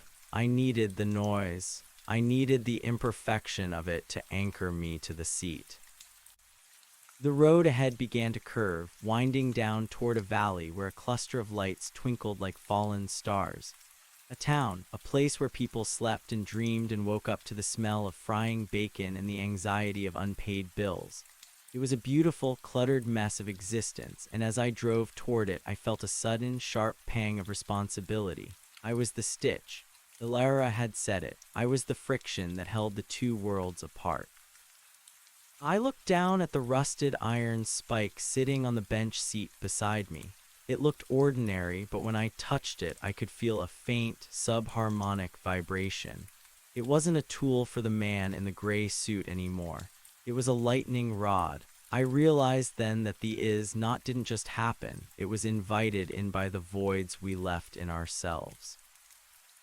Every time a person gave up, every time a memory was purposefully buried, every time the world became too heavy to bear and someone reached for the silence, that was where the gray leaked in. I pulled the truck onto the shoulder of the road just before the welcome to sign of the sleeping town. The engine idled, a comforting rumble beneath my boots. I picked up the spike and the hand-drawn map. Start again. The words weren't just a command, they were a confession. I had been part of the erasure. I had driven the spikes that silenced the ghosts. I couldn't undo the miles I'd traveled, but I could change the nature of the journey. I stepped out of the truck. The air was cool and smelled of damp clover. I walked a few yards into the field, the wheat brushing against my jeans with a dry, whispering sound. I knelt in the dirt, real, dark, smelling of rain dirt, and I dug a small hole with my bare hands. I didn't use a mallet. I didn't use a silver coin. I pushed the iron spike into the earth and covered it with the soil of the living world. Stay down, I whispered. It wasn't a command to the void, it was a promise to the ground. As I stood up, I saw a movement near the truck. A figure was standing by the driver's side door. My heart hammered against my ribs, a frantic, wonderful panic. I thought it might be the man in the gray suit, come to reclaim his foreman. I thought it might be the mathematician, his throat still weeping violet light. But as I approached, the figure resolved into the soft, amber glow I had seen on the porch. It was Alara. She wasn't a ghost, and she wasn't a memory. She was a presence, a pocket of warmth in the cool night air. She was wearing a simple denim jacket over her dress, and her hair was caught in the wind. "You buried it," she said. Her voice didn't ripple the grass. It just sat there, solid and true. "It's a different kind of measure," I said, stopping a few feet away. "Not to hold the world down, just to mark where I've been." She nodded, her eyes reflecting the distant lights of the town. "The garment is never finished, Mason. There are always holes. There are always places where the thread snaps." "I know," I said. "I can feel them. I can hear the silence trying to get back in." "Then you know what you have to do." She reached into her pocket and pulled out a small wooden spool of thread. It wasn't shimmering like starlight. It was just plain brown cotton. She handed it to me. "The man in the gray suit has his ledgers," she said. "He has his spikes and his coins, but he doesn't understand the mending. He only understands the subtraction." I took the spool. It felt light, almost weightless, but as my fingers closed around it, I felt a surge of every as I had ever known. The taste of a cold beer after a long shift. The way the light hits a brick wall at sunset. The sound of a dog barking 3 streets over. The mundane, magnificent clutter of being alive. "Where do I start?" I asked. She smiled, and for the first time the smile reached her eyes. It wasn't a map, it was a destination. "Wherever the noise is loudest," she said, "wherever the shadows are trying to remember their names." She stepped back, her form beginning to blur at the edges, blending into the amber light of the truck's cabin. "I'll be at the next crossroads, Mason. Don't let the silence catch you." And then she was gone, not like a spirit vanishing, but like a thought that had finally found its place in a larger story. I got back into the truck. The interior smelled of her now, honeysuckle and old paper. I put the spool of thread on the dashboard, right next to the map. The road stretched out before me, a black ribbon cutting through the gold of the wheat. I put the truck in gear and pulled back onto the asphalt. I drove through the town. I passed a diner where a single neon sign flickered open, and I saw a man sitting at the counter, his head in his hands. He looked tired. He looked lost. He looked like he was staring into a gray field that no one else could see. I slowed down. I didn't stop, not yet. I reached out and touched the spool of thread. A faint amber light pulsed from the wood. The man at the counter suddenly looked up. He blinked, as if waking from a long, gray dream. He reached out and picked up his coffee cup, the steam rising in a beautiful, chaotic swirl. He took a sip, and I saw his shoulders drop. He was back. The Is had reclaimed him. I smiled and pressed down on the accelerator. The odometer began to turn, 0.1, 0.2. The numbers were moving again. The world was out of balance. The ledger was a mess. There were leaks in the ceiling and cracks in the floorboards. There were too many people, too much noise, too much color, and not enough time to see it all. It was perfect. I drove into the night, a lone truck with dim headlights, carrying a spool of thread and a map to nowhere. Behind me, the field of wandering shadows remained, a vast, silent reservoir of everything that had been lost. But ahead of me, the world was screaming, crying, laughing, and bleeding. I was the stitch, I was the friction. I was Mason, and I had a lot of work to do before the dawn. The radio played on, a low-frequency hum of human voices and static, a messy symphony of the Is. I sang along, my voice cracked and out of tune, a beautiful, discordant noise that filled the cabin and spilled out into the dark, pushing the shadows back 1 mile at a time. The cycle wasn't closed, the needle was still turning, but this time I was the one holding the thread.